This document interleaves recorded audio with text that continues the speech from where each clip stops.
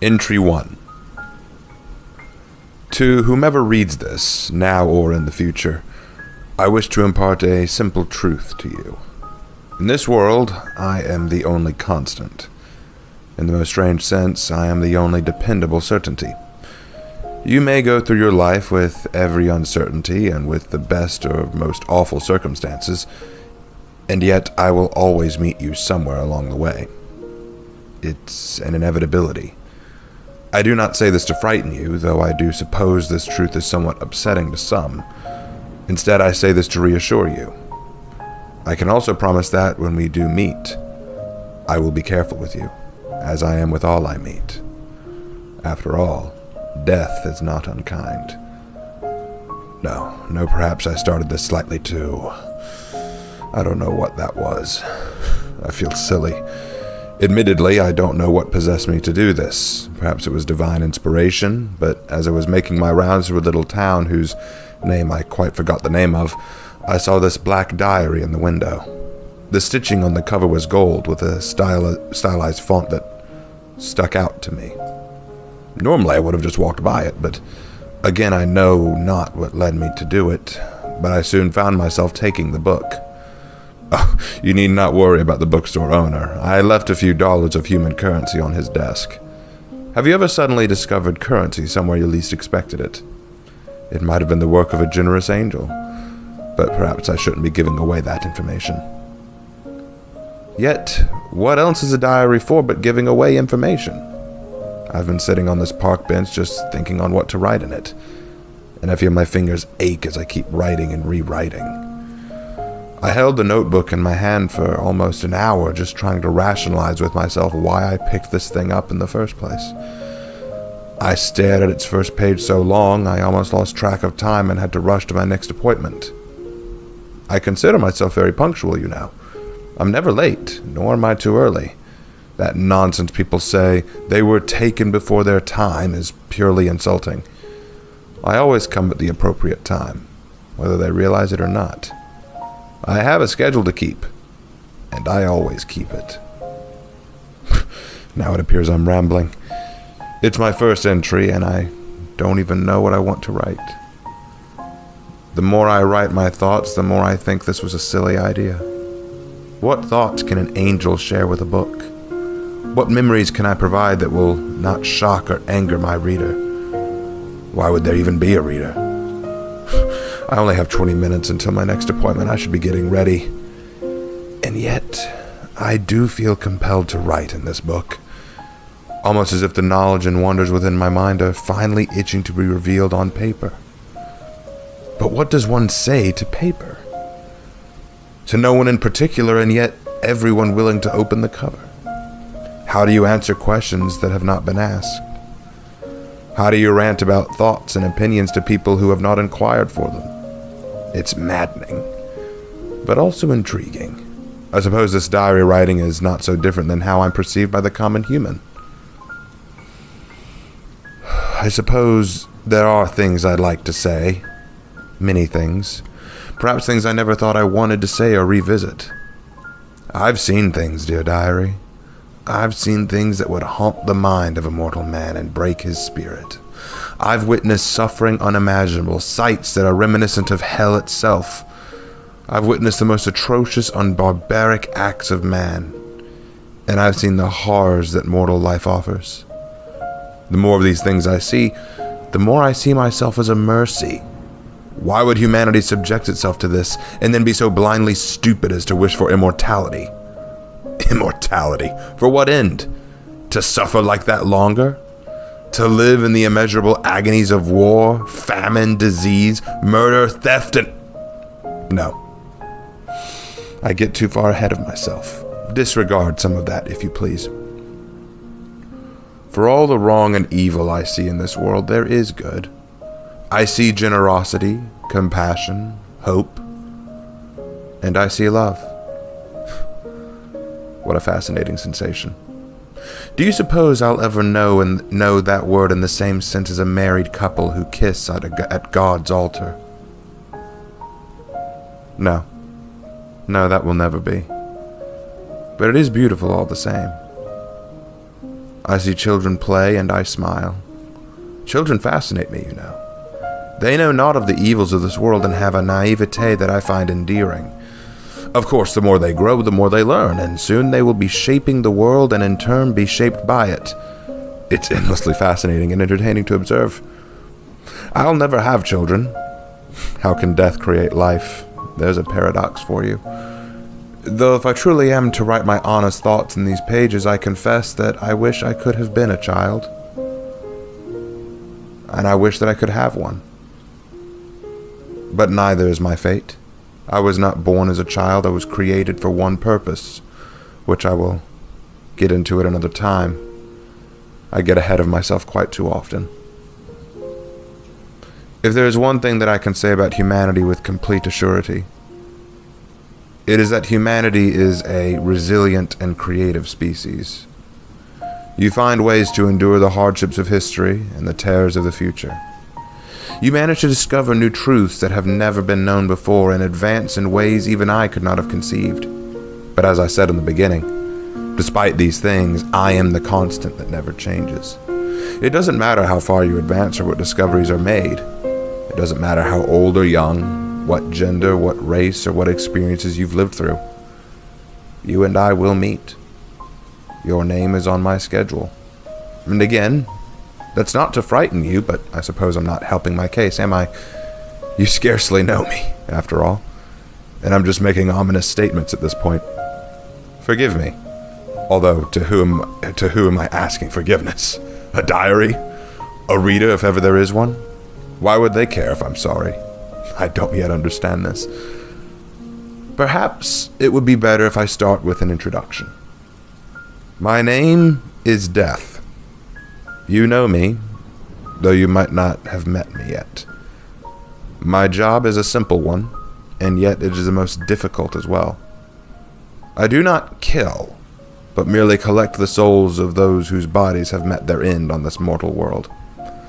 I then ferry them away to the next life. I'm afraid that's all I can share for now. I'll be late if I don't leave soon, and as I said, I am never late. This was a strange exercise, and perhaps in a few days I will return to this diary, write in it again. Though it is frustrating, it is also somewhat intriguing. I would be interested to share more in these pages, if for no other reason than to reminisce. And if you are reading this, well, perhaps knowing more about me will help you be more prepared to meet me. Until then, sorry, again, that sounded quite ominous. I should stop here. Sincerely, Death. This diary has been weighing on me lately, and I feel the urge once again to write in it, though I still ponder why. Within a diary, you're to write your thoughts, wishes, desires, and memories, correct? I still wonder to what end. I suppose I'm overthinking this. Again, I apologize. At the end of the day, I think I want to write in this book because I want to be understood. I am known. I have walked this earth for longer than any mortal could comprehend. I was there at the beginning of man, and I've watched mankind grow, and I've had a hand in every changing era, every passing evolution and discovery. I've watched empires rise and fall, watched power change hands again and again, and I confess, I played a part in many of those instances. My job and my presence have been something known to man for as long as I can remember. Yet, do you know me? Does humanity truly know me?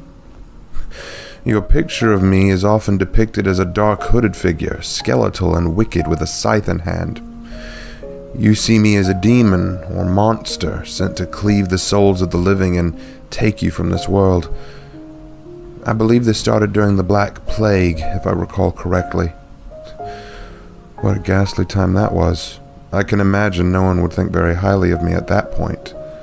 Though, I doubt anyone has ever had a high opinion of me at all. I digress. Forgive me. I'm still unsure how to say this well.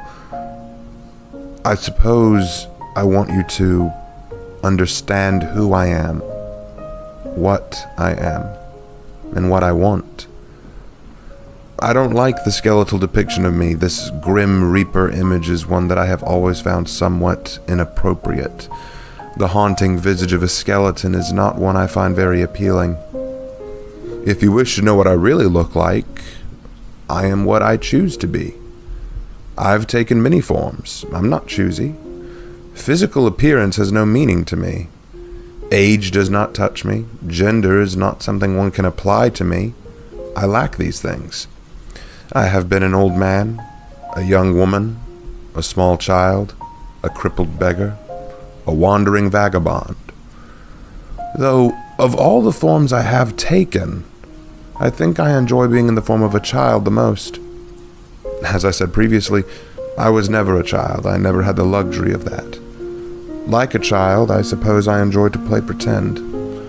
I pretend that, even if for a few moments my job does not exist. No one need meet me. I have no schedule. I can simply play, enjoy the open air and bliss that is a mortal life. But then, as the fantasy becomes more and more lucid, I am then snapped back to reality by my job's constant call. Another person waiting to meet me. And then I must go. It's humbling, but rather sad. Oh yes, I feel things, you know. Does that surprise you? I am very capable of feeling and empathy. I cannot die, but I do feel loss. I recall many things that I have felt attached to. I have watched them wither away with time and with progress. Progress. Progress often derives from destruction. For something new to be created, quite often, something old must be torn down. This is the way of things, and this is why I know loss. I too can mourn these things, even when I am the one who takes them away. But I feel happiness too. I find things to take joy in. I visit hospitals quite frequently for reasons I'm sure I need not explain, and every now and then, while I wait for my scheduled appointment, I will wander the hospital to see what I can find. Sometimes in the guise of a nurse or a doctor or a lost child. And in those moments, I will sometimes find the birthing ward. And there I can watch life be created. An infant being brought into the world with a cry of victory. I can't resist the urge to smile, the desire to beam proudly. In fact, I recall one instance where I took the form of a nurse and I stood in for the procedure. I had quite a while before my next engagement. And when the baby was brought into this world, I was required to clean him. The doctors had no idea who I was. I believe they were too distracted. I remembered the weight of him, the weak, fragile body in my arms. He was very soft. They all are, I suppose. It was one of those very rare moments where my hands will touch a living soul without the purpose of removing it. I believe I cried then. I feel no shame in admitting it if I did. I too can shed tears. I shed tears because I felt such joy at being a part of the creation of life rather than the end of it. I'm such a paradox. I am death, but I treasure life. And if that does not strike you as odd, then perhaps there's some value to this diary yet. And maybe that is why I write this. So that by humans knowing me more, I can create something new. Destroying the lies and the misconceptions and create something better. I can be part of a progression instead of just another destruction. Just another loss. Oh dear, I must go now. I have another appointment that requires my attention. But this was most liberating. In fact, I wish to write again soon. I believe I have more stories to tell. Sincerely, Death.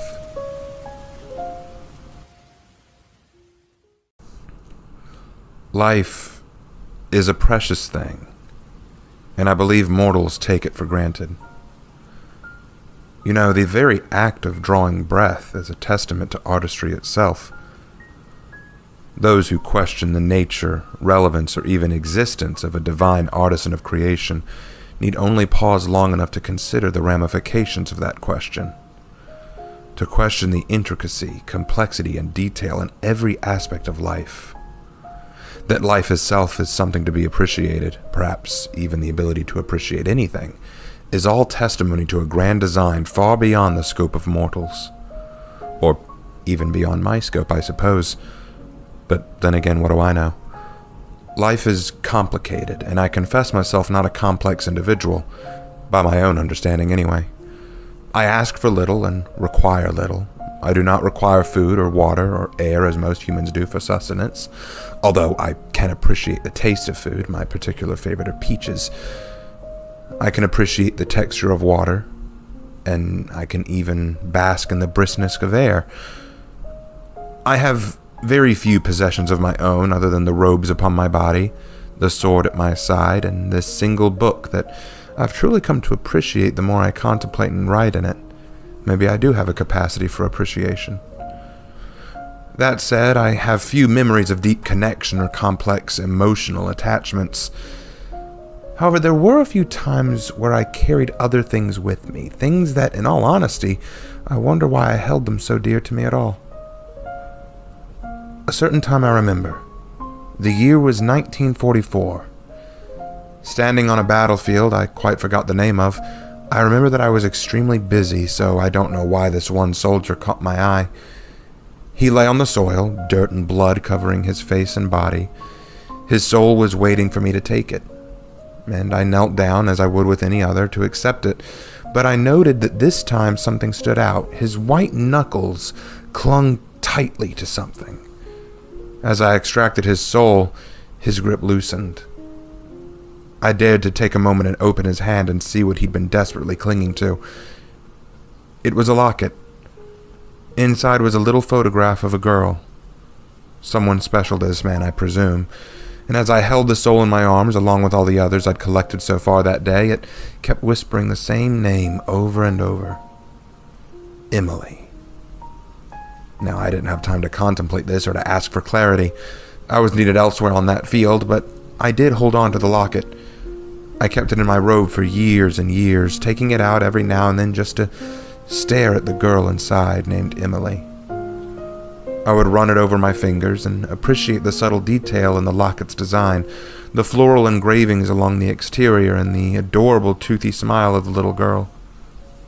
It became a hobby of mine to just stare at it, admire it. I think it may have been one of the closest moments in which I ever came to cherish something that, in all honesty, I had no reason to cherish. I don't know why. Why did I care about that locket? Or was there maybe a deeper purpose to it all? Is that what life is? A simple thing with a deeper purpose? I'm still not quite certain. It haunts me to consider. I do remember when I lost it, though. I remember losing the locket. I don't remember the exact year, but I do remember that it was sometime during the Cold War. I was called to a town in Germany where I was sent to pick up another soul. Inside a lonely home in Munich, there I found a woman whose face struck me as familiar. Though she was laying in bed and quiet in her room, I felt like I knew her. I hesitated and took out the locket. I stared between it and her. She was older now. Wrinkles covered her face, and her hair was now a silvery white, and some of her teeth were missing. But age does not hide familiarity from me. This was her. This was Emily. I knelt down beside her. I took out the locket and I held it out to her. She stared. And that's something I believe many find odd. People do see me, I believe. They see me in their last few moments. They recognize that I'm there. And their reactions to me range anywhere from acceptance, joy, fear, remorse, sadness. I've seen it all. Man, that's for another time, I suppose.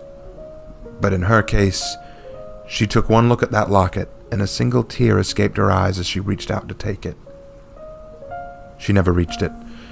Her body gave out in that moment, and her hand went back down to her breast.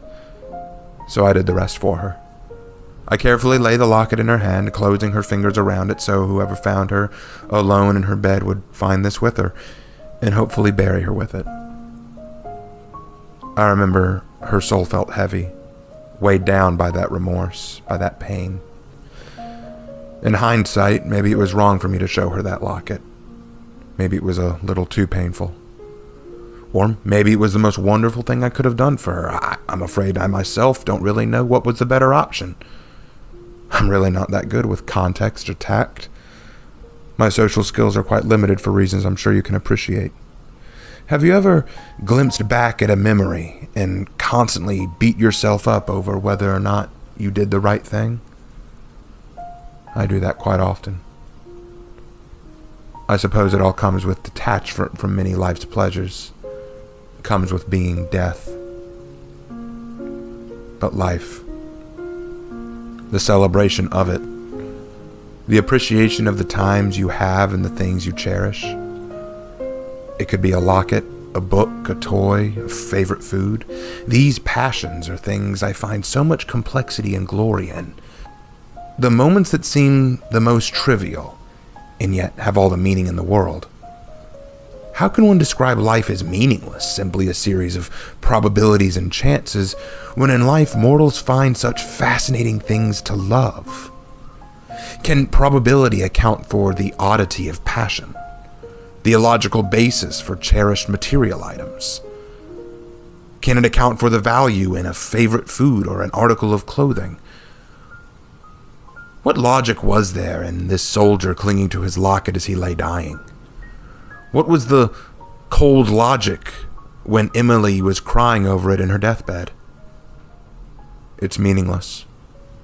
And yet, nothing else could be more important in the world in those moments.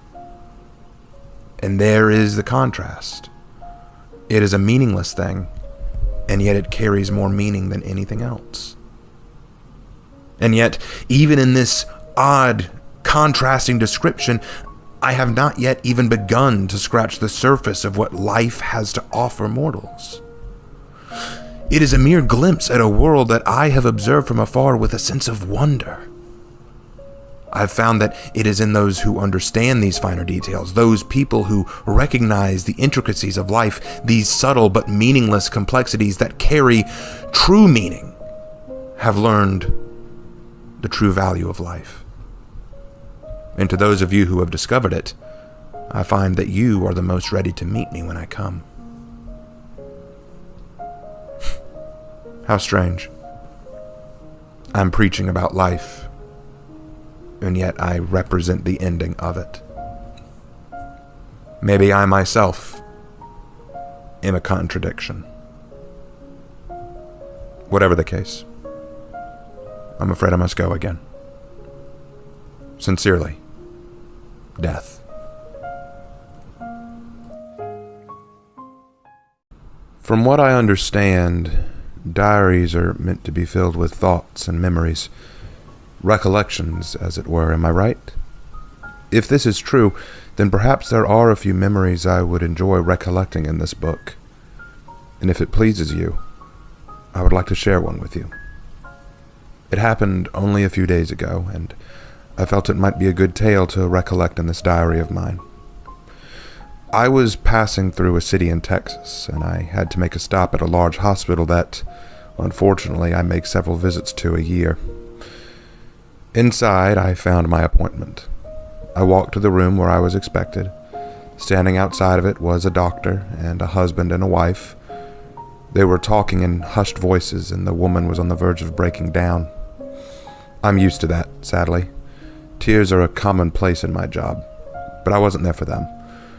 I walked past and into the room they were standing outside of. Inside, I found the one I sought. She was a little girl, only about maybe 10 years old. She was dying, and I'd come for her. From what I understand, she'd been battling leukemia, a disease I'd love to see gone from this world. And as I walked into the hospital room, I just looked at her.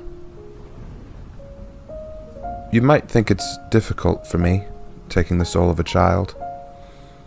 It's really not. Children tend not to resist as much when I come for them. They don't always understand what's happening, and even if they do, they're often not strong enough to put up a real fight. That doesn't mean I don't feel pity or sympathy for them. As I said previously, I have a weakness for children. They are naive to the realities and cruelties of this world, and they resonate a passion for life that I quite envy. Taking a child so young is not something I relish in, and it's not something I enjoy, but it's not difficult. She was sleeping, and her body was pale. Her head was smooth and hairless as a river stone, and her little limbs were so weak and thin, you probably could have slipped them through bicycle spokes. I heard a sob from outside, and I turned my head to hear that the mother had finally begun to lose her grip, and the doctor was saying a lot of things to encourage her. Lines that I hear a lot from people like that. She could still make it. We're doing everything we can. She's putting up a fight. We're trying a new treatment. Lines like that amuse me. They're just soft and gentle ways of avoiding the inevitable. Me. I wonder if the doctor could tell I was already here, just waiting. Probably. Doctors often pick up on me quicker than most. If you spend enough time with me, soon you start to recognize me when I walk by. But that's the same with humans too, I guess. I still had 5 minutes to spare, so I sat down by her bed and waited for the time to tick by.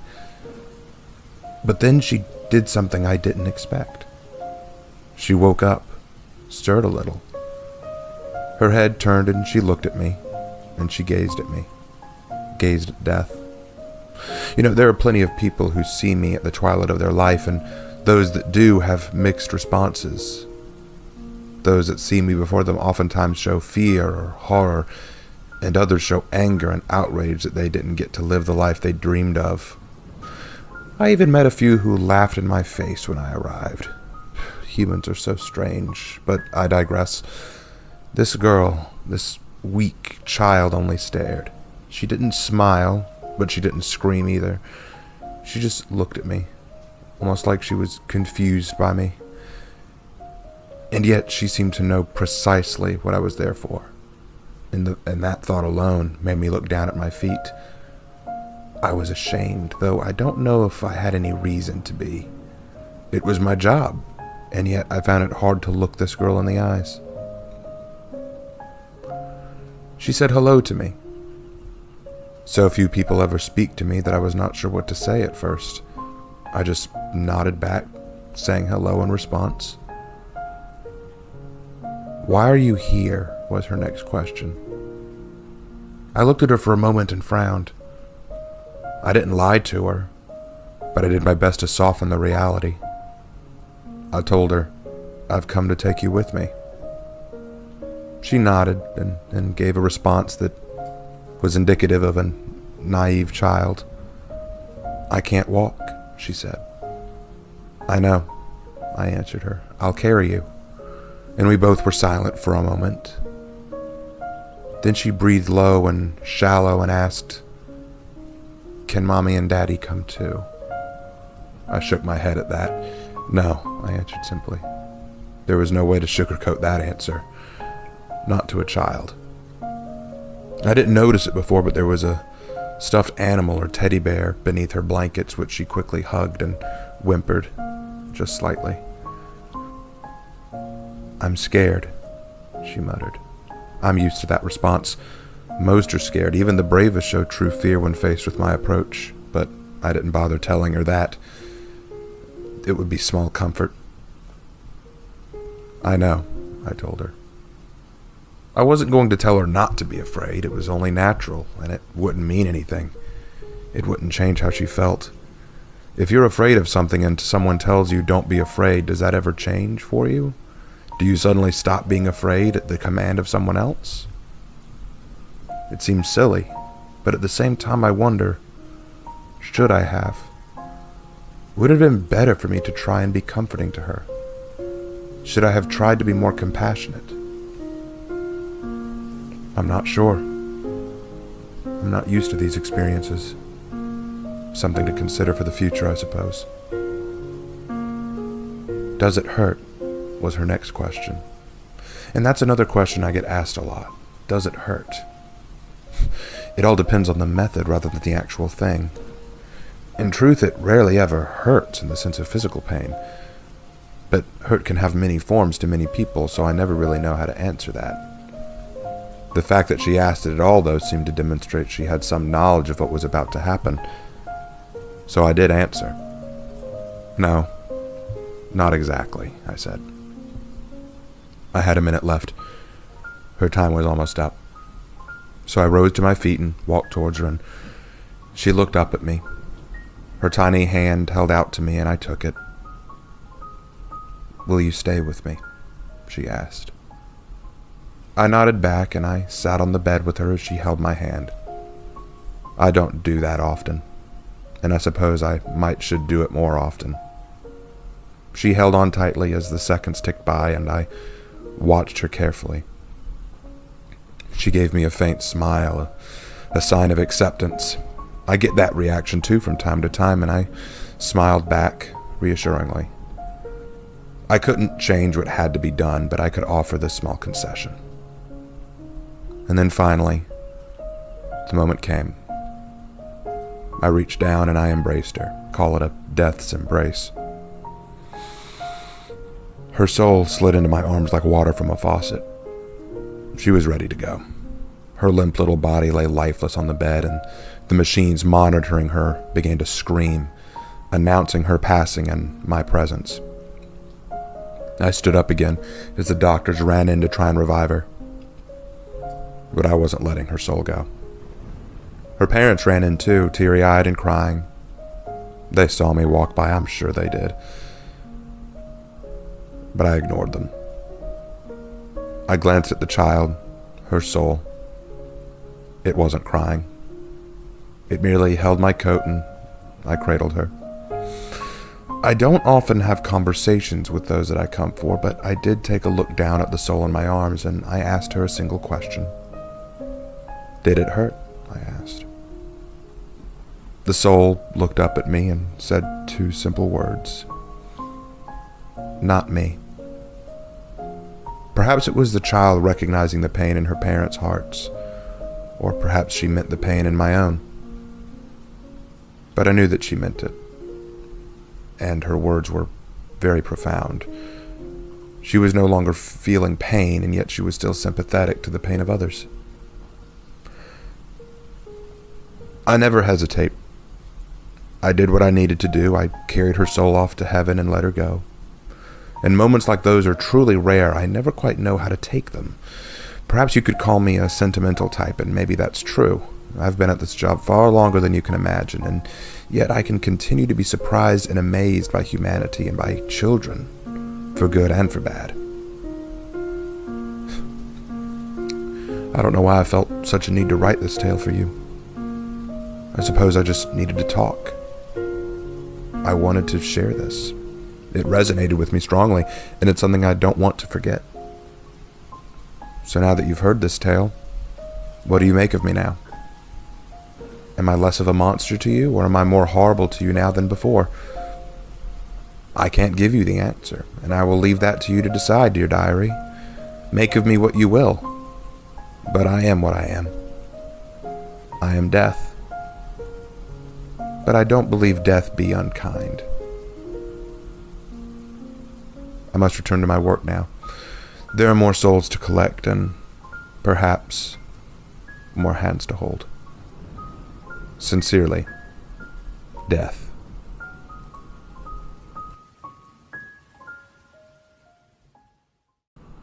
Do you have a favorite time of day? I suppose that's a strange thing to contemplate, but it's something I've always wanted to ask. For me, I love sunsets, the dusk. One might think that this is an obvious answer for me. Death is the ending of life, and therefore I would love the ending of day. And yeah, I grant that's a bit ironic. It's certainly fitting. But I don't think of sunsets as an ending per se, more of a final beautiful gift. Sunsets provide the most vibrant range of colors one can imagine. Hues of orange, red, purple, and yellow that contrast against a dimming blue sky. Clouds, once a simple white glow, now give off a vibrant pink and present a canvas more beautiful than anything I've ever seen. No two sunsets are exactly the same, I've found. Different colors, textures, hues, and patterns seem to accompany each one, and depending on where I am in the world, I find more things to admire about them. The smells in the air as the night starts to arrive. The sounds of frogs, crickets, and birds singing their evening anthem. The sensation of a chill that arrives with the closure of the day. Watching a sunset always makes me think about life, and, of course, myself. It can bring back memories of times and places that I thought I'd left behind for good. And this evening, watching this sunset in particular, I remember so much. But this memory isn't very pleasant. Maybe it's the cool red of the setting sun that reminds me of it. Or maybe it's that smell of distant crops on the wind. But I do remember this. I'll never forget. My first job. My first soul. His name was Abel. Do you know the most disturbing thing about my first soul? It wasn't a natural death. Not a peaceful or accidental one either. My first soul was a homicide. And maybe that says something about humanity, but I choose not to draw quick conclusions. I remember how naive I was and how naive Abel must have been that day he followed Cain out into the field. Abel and Cain were brothers, and I hadn't had a lot of experience with either one of them. I just knew who they were. When Cain invited Abel out into his crop fields, I followed too, unsure why.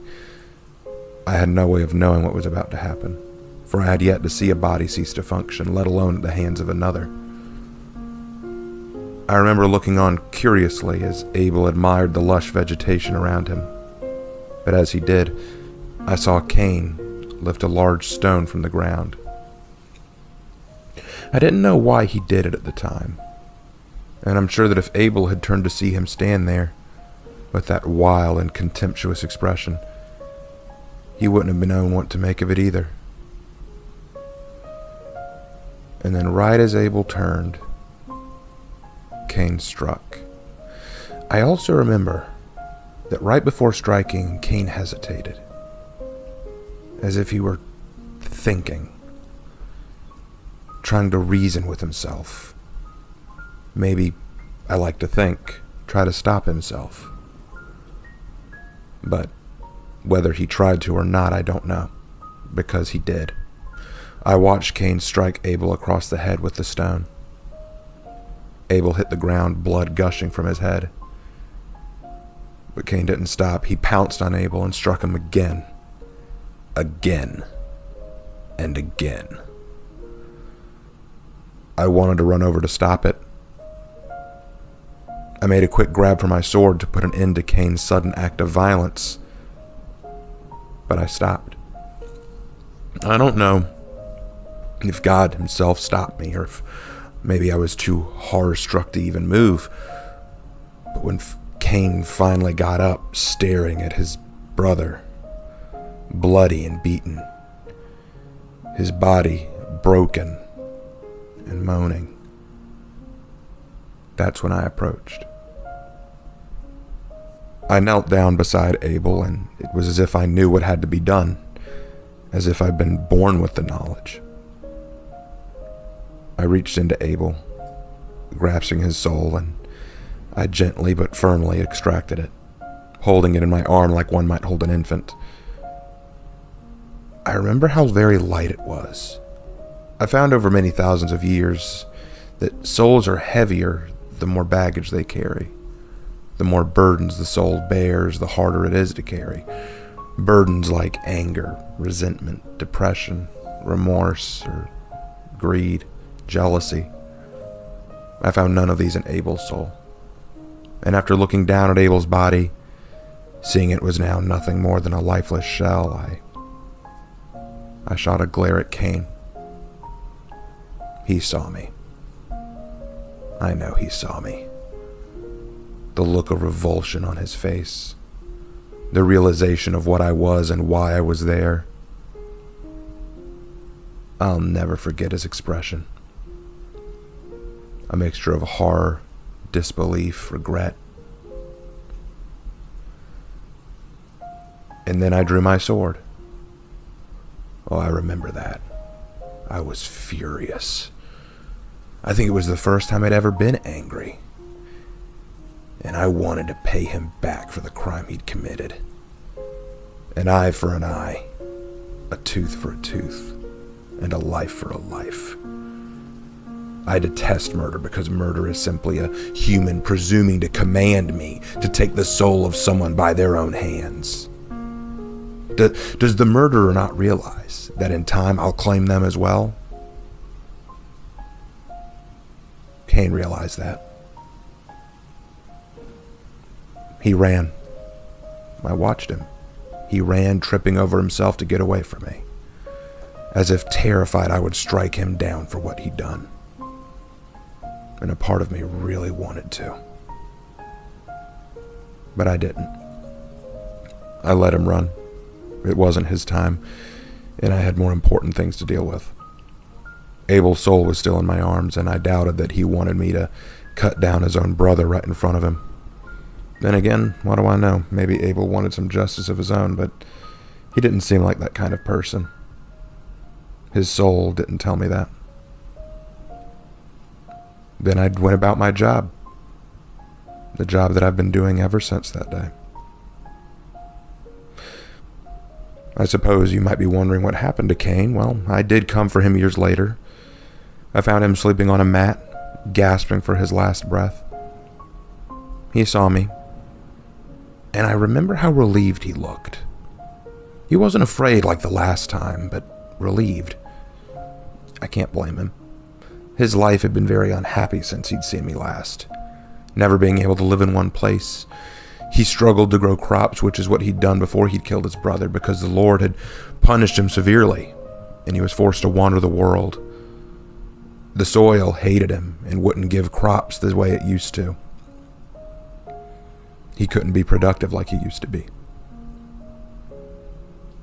And the world hated him. Everyone who came across him, even without really knowing him, resented him. And I think it was because he'd taken a life. Humans tend to look at murderers and homicidal monsters like Cain and resent them. You don't even have to really know them. All you have to know is they committed the crime and you detest them. I can sympathize.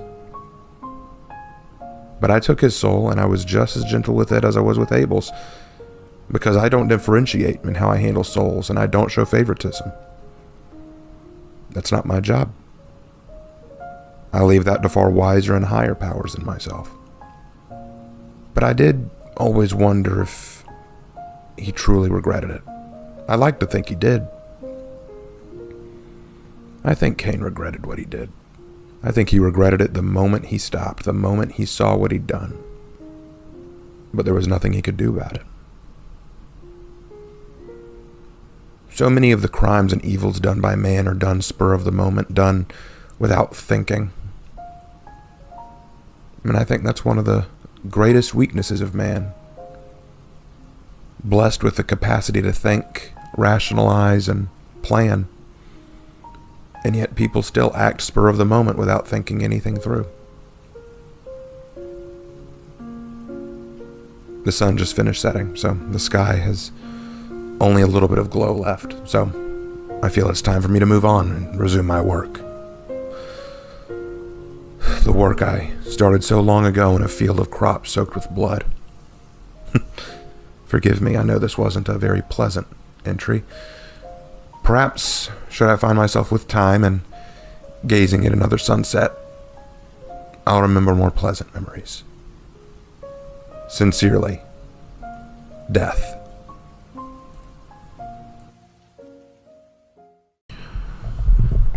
If you could have one wish granted, what would you wish for? Humans have very simple requests for wishes, I've noticed. I confess I eavesdrop from time to time on people discussing such things, and I always find their wishes amusing. Money is a common one. People love wealth and the accumulation of it. I find it somewhat silly, actually. There's nothing wrong with wealth, I suppose. It certainly has its purpose, but I've walked this world longer than you can imagine, and in my opinion, money has absolutely no power.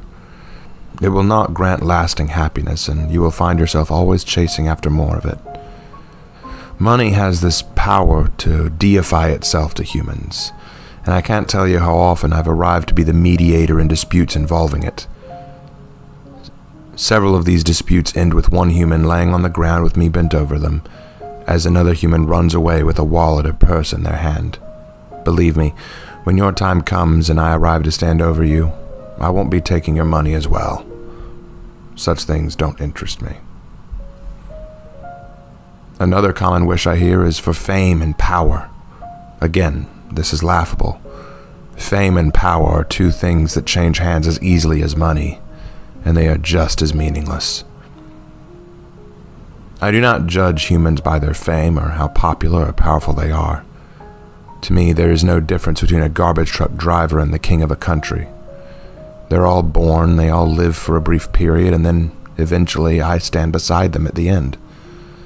The manner in which they live may differ, but it won't matter to me. I treat every soul I collect with the same care and respect.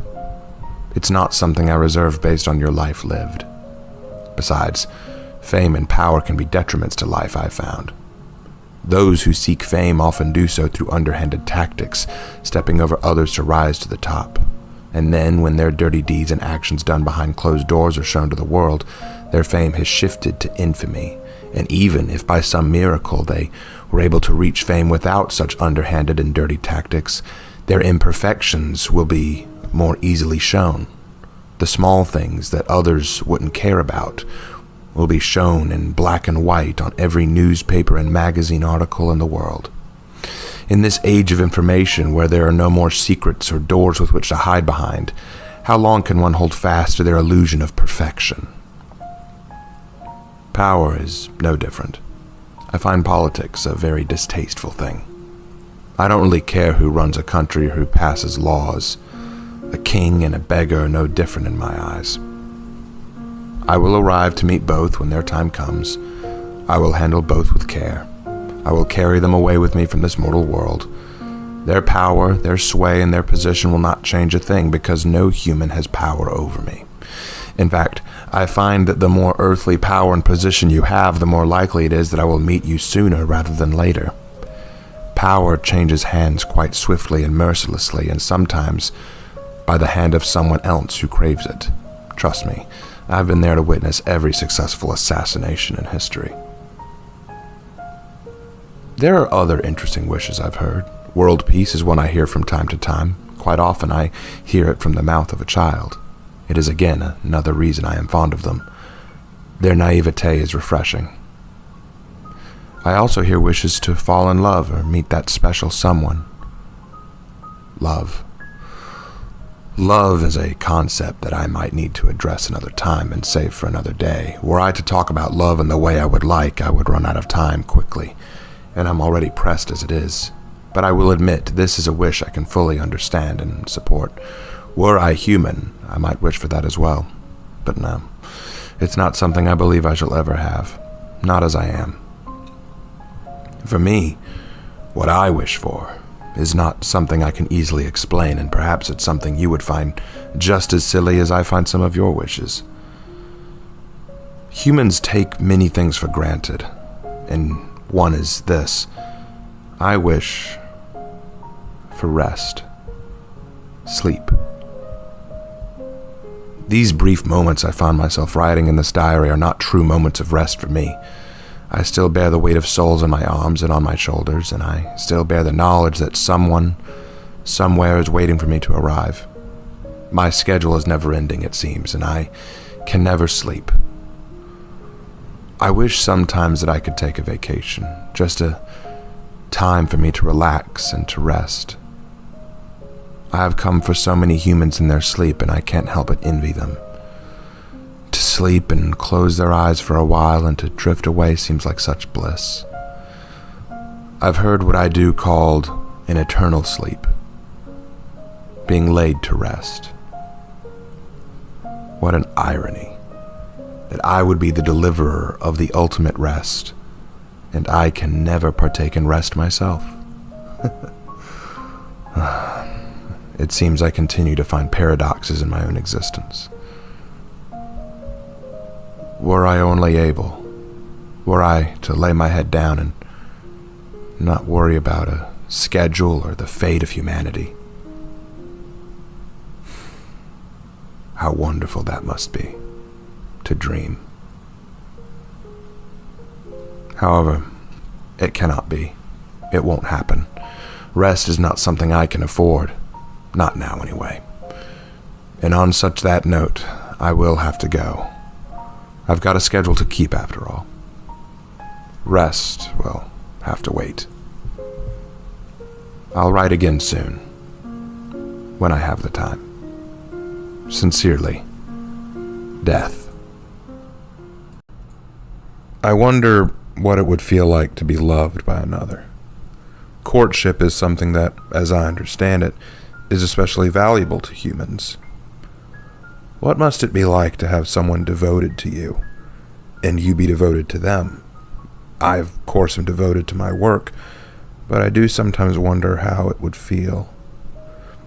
I confess myself a hopeless romantic. I've sometimes spent my free moments just watching young lovers doing simple, meaningless things. But as I've said before, the most meaningless things can have more weight and purpose behind them than anything else. In fact, I remember one clearly. I recall I was sitting under a stone statue of some general who I'm sure I met during the Revolutionary War, but I'll be damned if I can remember his name now. But I saw a young man and a young woman walking down the sidewalk of a park. The young man was smiling ear to ear, and the woman, with far darker hair than his, was beaming too. I don't know what they were talking about, but their smiles were infectious. She'd laugh, and he'd smile wider. They held hands, and occasionally he'd squeeze her just enough to make her squeeze back. I was smiling too. I couldn't help it. Their love was intoxicating. They didn't see me, of course. I'm rather good about not being noticed when I don't want to be. But I had an appointment nearby, so I had nowhere else to go. I just simply observed. At one point, the young man stopped talking and stopped walking. The girl stopped short too and looked at him, her smile fading, not knowing what he was doing.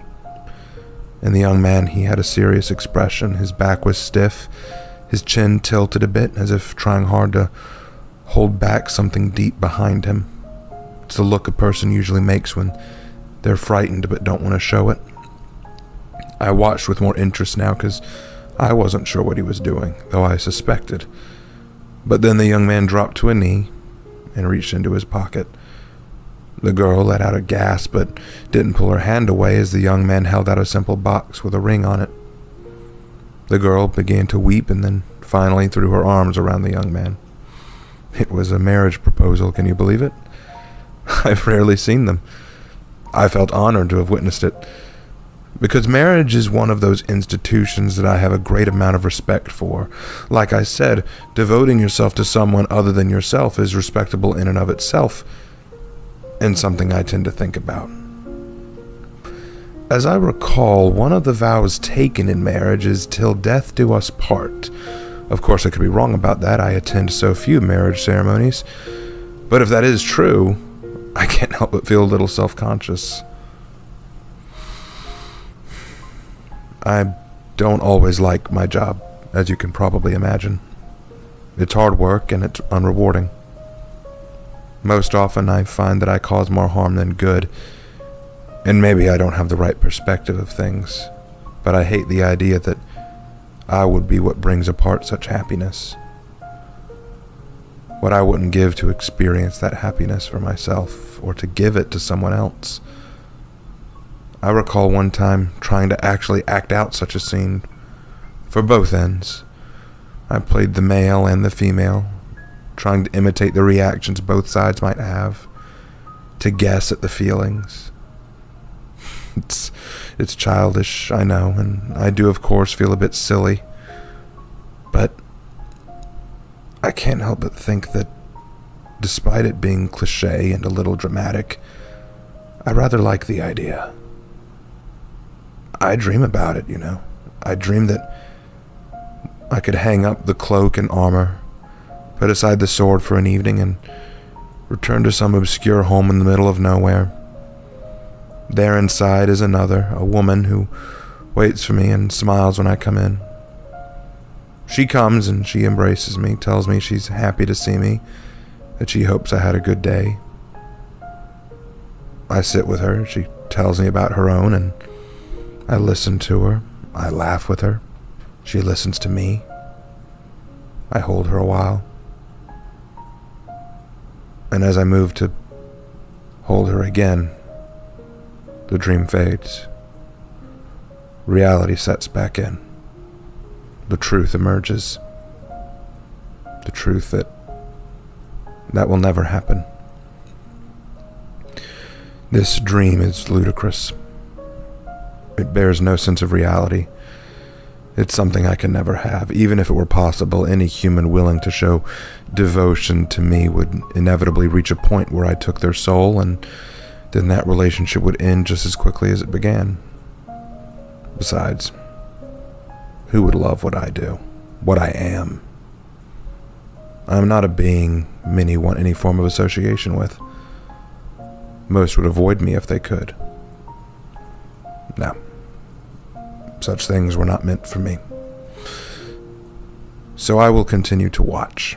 I will watch as this young man and the young woman he just proposed to walk away, even lighter in step than before.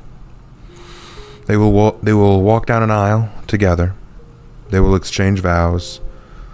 Later they will join together physically, spiritually, and lovingly. Hopefully they will have a family, and then their children will begin the same journey that their parents started. And all the while, this same couple, older now, will never lose that spark in their eye, that lightness in their step, that broad, infectious smile that leaves even a cynical angel like me grinning. And that's how marriage gets to me. How love impacts me. It's something that I can never reach, never have for myself. But it is something that I value greatly. These small moments that I can see from time to time and have the honor of witnessing. How special they can be. I wish that couple well, of course, and fortunately I don't believe either are on my list for a very long time, so I can assuredly say that they have long lives ahead of them. But it's starting to rain, so I'll put away the book. It's time to get back to work. Enough daydreaming. Still, what it must be like to love, and to be loved in return. Perhaps that would be the greatest blessing of them all. Sincerely, Death. I hear this question from time to time. Why do good people have to die? This is a naive question, a question that I feel should be quite simple for anyone to answer.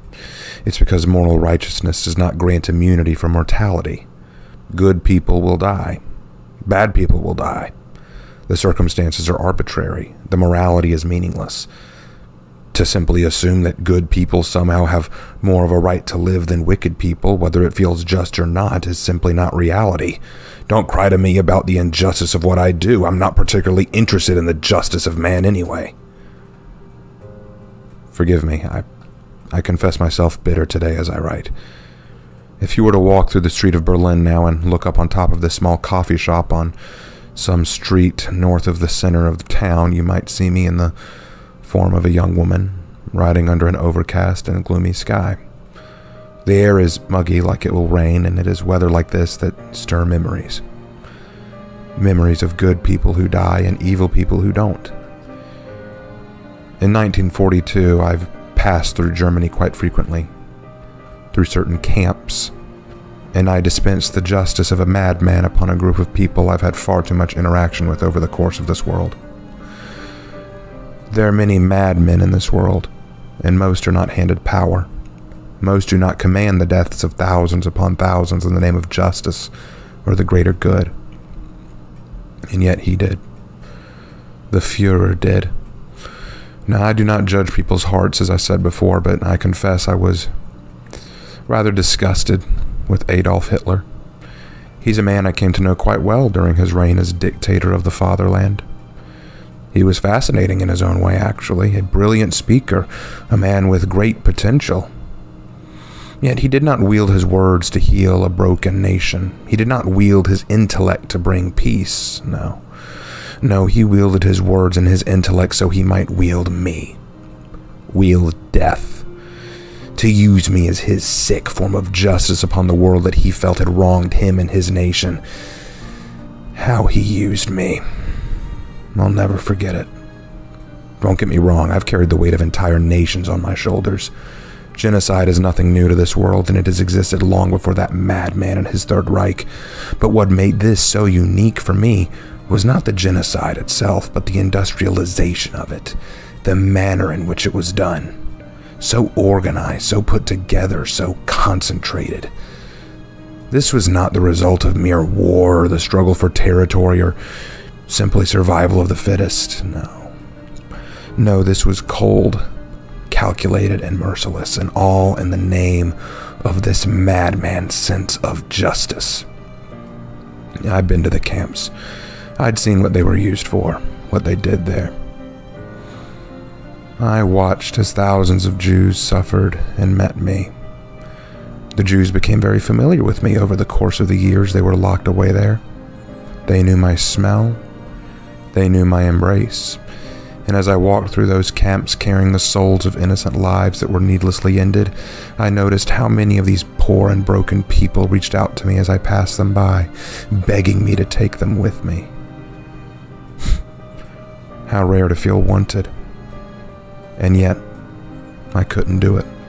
As sad and as painful as it was, I couldn't take them before their time, so they simply had to wait in line. So much misery and suffering because of the dreams and the justice of a madman.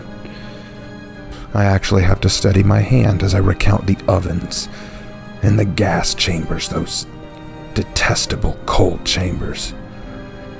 And they were disguised so cleverly, too. They were built and designed to look like barracks, and when the Jews would get off of that train, the SS officers forced them to run as fast as they could into those chambers, so that they couldn't take the time to look around and figure out what the camp's purpose actually was. Did they know that they were running right to me? Did they know what was waiting? And then once that gas came on, I could only watch as the Jews cried and coughed, trying to escape and plea for help.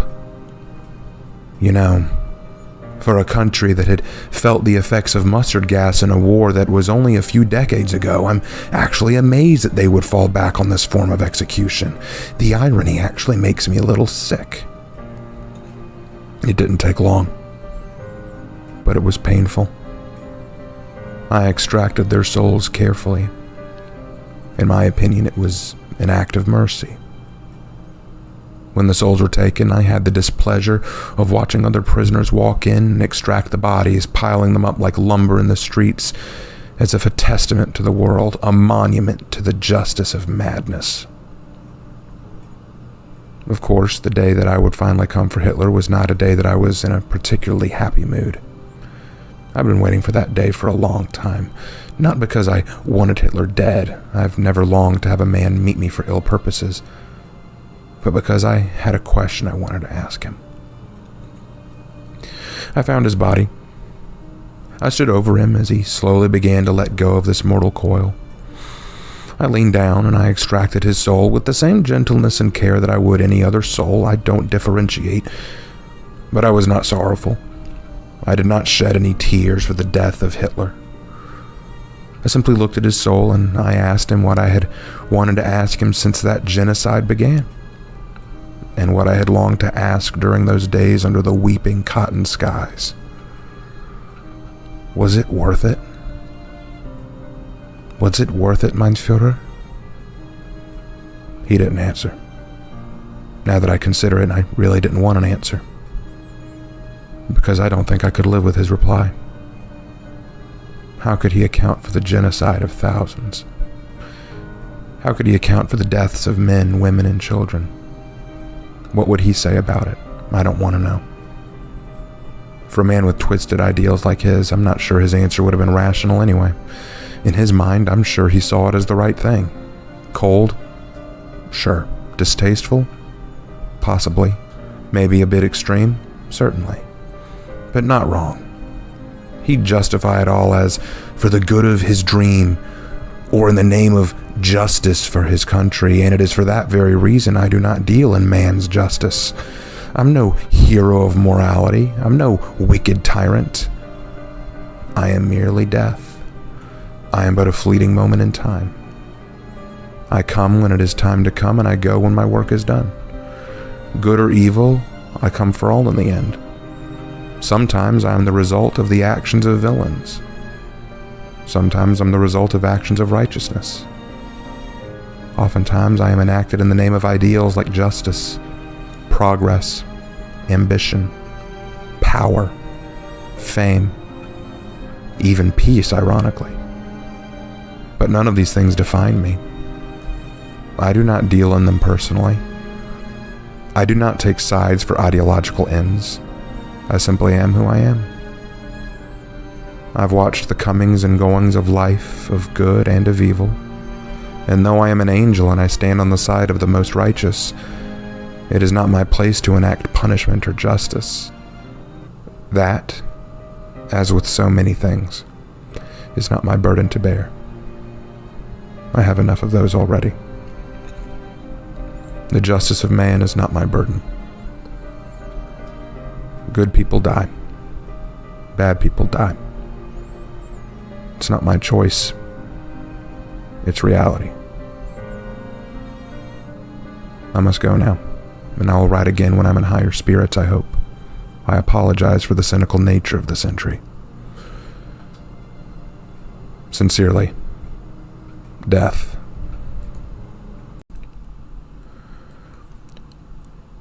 I believe that one of the most twisted ironies in all of creation is this: life is not fair.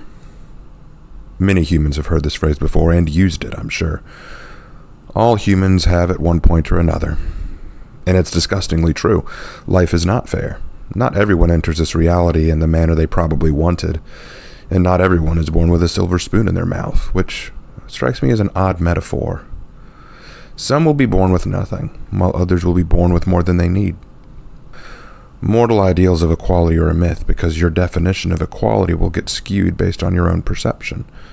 The poor man born with nothing will see the rich man and assume he was given everything, and that his life is entirely unfair, that the rich man is better than him, and that it's not right. But what the poor man doesn't see is that the rich man lost his wife to cancer, and his child is an overdosing reprobate with a criminal record. That the rich man has no family to visit him, and that he is alone, surrounded by items that only give him temporary pleasures. He looks at the poor man and sees a man who has a family to go home to at the end of the day, and he will think that that is not fair. This is just an example, of course, but you get my point. Mortal perception of fairness and equality is the twisted joke of existence. Preaching justice from rooftops like you have any idea what true justice is. Demanding mercy when you don't even realize that mercy is not something you deserve. By its very nature, you do not deserve mercy. It's given at the whim of the merciful. Don't take what I say to mean that fairness cannot exist, nor that equality is an impossibility. It's very possible. But humanity must first understand that their personal sense of fairness and equality will not match that of another, and that is the irony. The perspective of what is fair will not be fair to another person, and there you have it. The reason true fairness that everyone morally agrees on will never be reached. Now, I don't pretend to have the answers to how to go about these things. I am death, not life, after all. Life and I are two opposites. While life is full of uncertainties, I am the inevitable certainty. While life does not guarantee fairness, I am always fair with the humans I come for.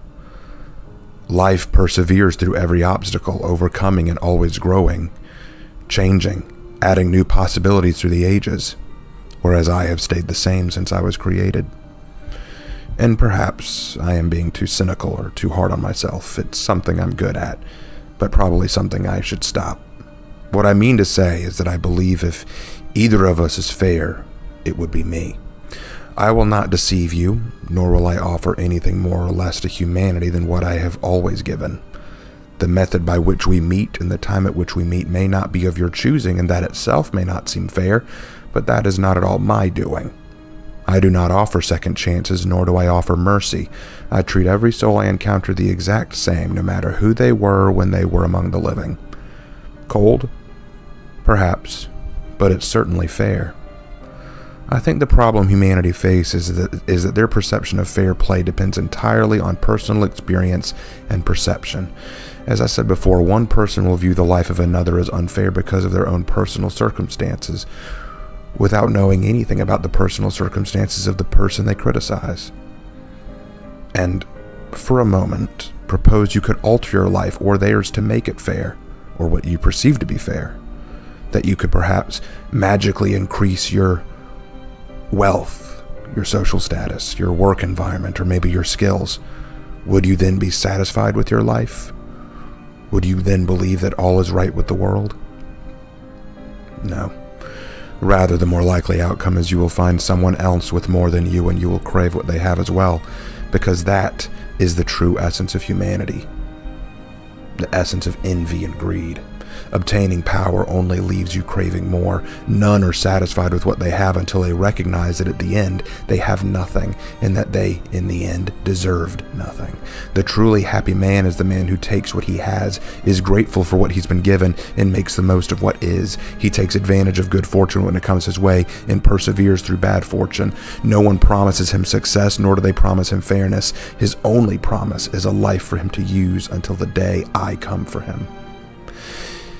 Now, perhaps you think I'm speaking out of my place, or that I'm ignorant. I am not human. I am not mortal. I exist outside of the realm and difficulty that you do. I cannot understand your plight because I have not lived it, and you're certainly not wrong there. I cannot know your struggles. But before you criticize, consider this. I have wandered this world from north to south and east to west. I have seen every rise and fall of every empire in existence. I know the names of nations you've never heard of and will never hear of. I have witnessed the collapse of dynasties and the building of civilizations. I know the nature of mankind, and the nature of mankind will have only one constant. Me. Not one human in this world has ever lived a life that was fair. Every person, every nation, and every culture has suffered or bled and prospered at different periods. I do not know your struggles, but I know you are not alone in struggling. All struggle, and if you truly do not understand that, then I do not believe it is I who is ignorant. But despite all of this, I wish to close this entry on one final note. I admire the man who perseveres despite adversity. You see, no human goes through life without an unfair incident, a difficult experience, or a grievous loss. That's the nature of it. No man is handed success every day of their life. There will always be hardship. But the one who endures, smiles through it, betters himself and makes the most of what he has, the man who can still care about his brethren, avoid placing blame on anyone and anything that he believes has wronged him, true or otherwise, the man who can still climb his way out of his adversity, out of his struggle, or at the very least make what he can of them, is the man who, when I finally do meet him, will have earned his peace. Life is unfair, but adversity breeds strength. Life is not always kind, but those who are kind in spite of that are the ones who stand tall. Life does not promise success, but those who are brave enough to strive for it anyway are the ones who will find purpose. You cannot change the world, but you can change yourself. And what you choose to be and how you choose to live will have a large impact on the world. After all, if equality and fairness are mere fantasies, then the first step to making them a reality is to believe that they can exist, and then to apply them in your own life before demanding it of others. If you cannot live by the principles you preach, how can you expect the world to follow suit? But what do I know of such things? As I said, I'm death. I simply write my thoughts in a diary in the hope someone might read them. So take what I say for what it's worth, and whatever you choose to make of it. Sincerely, Death. I once heard a very entertaining joke about me. I don't remember quite where I heard it, but it did make me laugh. It goes something like this. There once was a man in Los Angeles who was walking down the street when he saw Death in the crowd. Death pointed at him, so the man ran away, fast, back to his boss at work to inform him he was leaving. His boss asked him why and where he was going. The man explained he was catching a flight to Tokyo because he had seen Death in the street and he wanted to get as far away as he could. Well, the boss bid him farewell and went about his business. At the end of the day, the man's boss left and saw Death sitting at the bus stop. "Why did you frighten my employee?" he asked Death, and to which Death shrugged and said, "I was just surprised to see him. I have an appointment with him tomorrow in Tokyo." Forgive me, but it's very uncommon for me to hear jests where I am the subject. Humor is often so far from me in terms of what I do and who I am. I wanted to share this small piece of levity because I'm afraid I'm quite overly melodramatic about my existence. In my own defense, is there much to say good or uplifting about what I do? When I come for people, there's very rarely elation or joy. Not many crack jokes or make light of my presence. It is in bad taste, or so I've come to believe. But is it selfish to say I wish more people would? Certainly it is natural to mourn over the deceased. Loss is painful, of course. But I mean, why do I get burdened constantly with fear and anger? No one is happy at my coming. No one is pleased or even welcoming. There are only tears shed any time I am present, and suffering surrounds me. Could I just once walk into a residence and people be welcoming to me? "Thank you for being here," they would say. "We've missed you," maybe. What I wouldn't give to gather around others and join in jokes, laughter, and applause. To feel the fellowship of mankind, though I will forever be separate from it.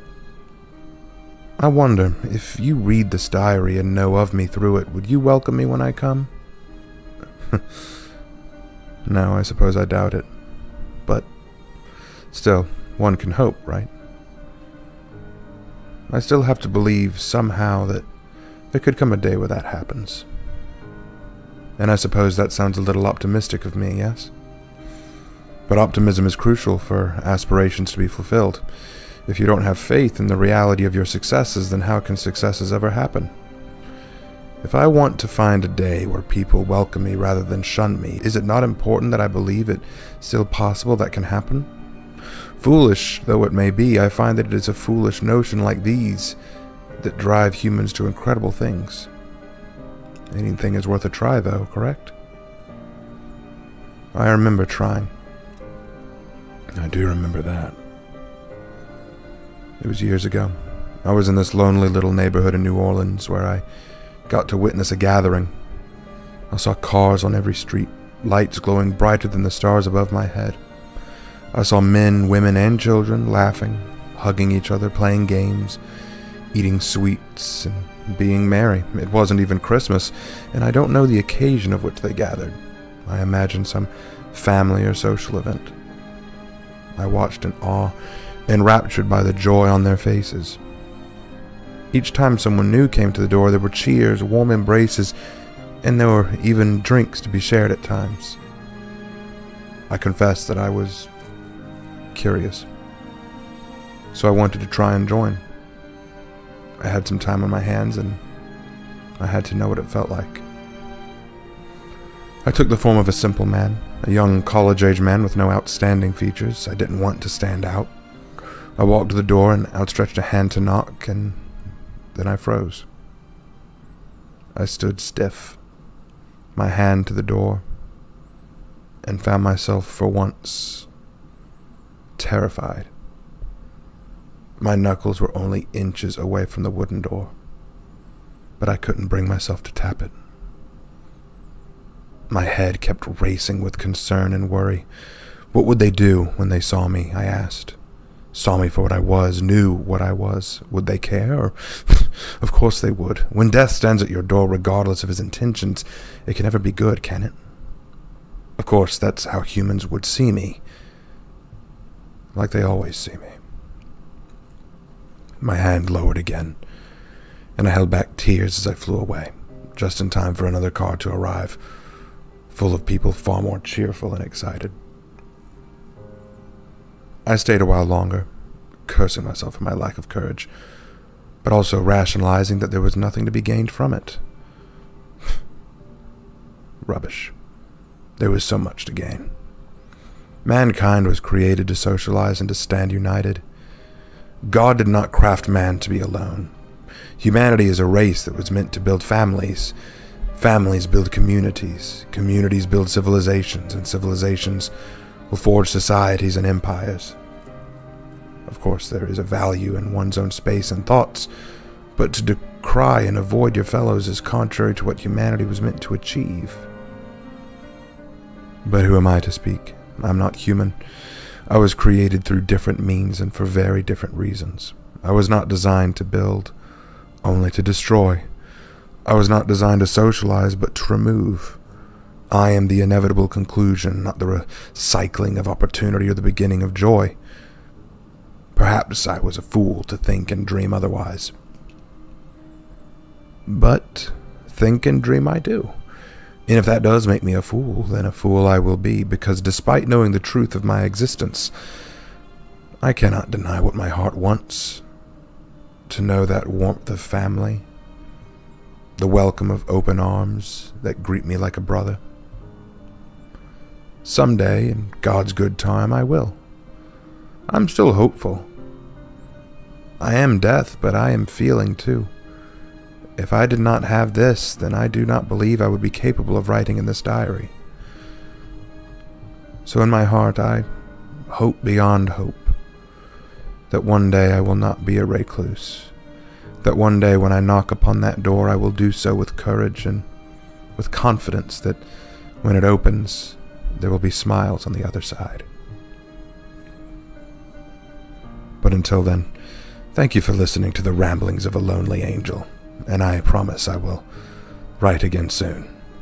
Sincerely, Death. Halloween is almost upon us. For all the talk of fear and terror associated with this time of year, I've come to learn that Halloween is not at all frightening. It is amusing, if nothing else. Children dressing in costumes and wandering from door to door requesting sweets for the simple act of dressing as something they're not. I find it humorous that children find such joy in this meaningless activity. However, as I've stated previously in another entry, meaning is found in the most trivial of things to the right people, and to children, something mundane might be the most important thing of all.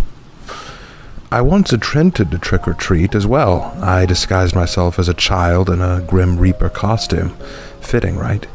I then knocked on a door and waited to see what would happen. An elderly woman answered the door, and I just stared at her for a very long time. She didn't recognize me, but I knew her, and she would come to know me in about 3 weeks. It was a very uncomfortable meeting. She offered candy, and I took it, but I ended up dropping it in the bag of some other child I passed by. I couldn't accept her gift, not when I knew I would be taking her away from this world in a few weeks' time. But I've had very enjoyable experiences on Halloween as well. I recall with satisfaction the night I had quite the time. It was in a small suburban area outside of Chicago. These 3 boys of about 15 years were riding around on bikes in what appeared to be skeleton outfits, if memory serves. They had bags of candy, but they weren't going door to door. When they weren't tossing eggs from a carton at a random house, they were jumping out of bushes or from behind trees and terrifying little children into fleeing with bags of candy left behind them. That was where they acquired their bounty, quickly scooping up and taking the bags and then fleeing before parents or the proper authorities could nab them. I'd been in the area to pick up a few souls in an unfortunate car accident, but I had some spare time and I felt I should intercede on this escapade of theirs. As I've said, I do not particularly like the skeleton, frightening look that most modern art creates of me. I can look like whatever I please, and the grim reaper skeleton in a robe with a large scythe is quite macabre and not the sort of thing I want to be associated with. But for these young men, I made a very special exception. Needless to say, I had to stifle a laugh when they first thought I was a man in a costume, until I took off the hood. Until you've stared death in the face and see the void within my eyes, you cannot know terror. They're fine, I assure you. All three are very much alive, and I'm sure thinking twice about what they'd do on a Halloween evening. I wasn't sure what to do with their candy after they left it behind, so I kept a few for myself, but dropped off the 3 bags by a hospital I was visiting. I'm sure the nurses were very surprised to find them. In fact, I found an interesting taste for Milky Way bars that night, but I digress. That's all in the past anyway. Today I sit beside a statue in some park I've quite forgot the name of, in the form of a young woman in a coat and jeans. I blend right in, I assure you. In about an hour or so, a man is going to have a stroke here, and the paramedics won't be here in time to save him. I do apologize for writing that. I'm sure I've shattered the jovial mood I'd just created. But at the end of it all, fun and levity are rare commodities I can partake in for this job. This talk of Halloween has brought an interesting subject to my mind, however. As I said, there are many who fear me, fear death. But am I afraid? What does death have to fear from anything? I am the end of mortal existence. I'm the final punctuation mark on the book of life. Who is more frightening than I? It is not who I am frightened of, it is what.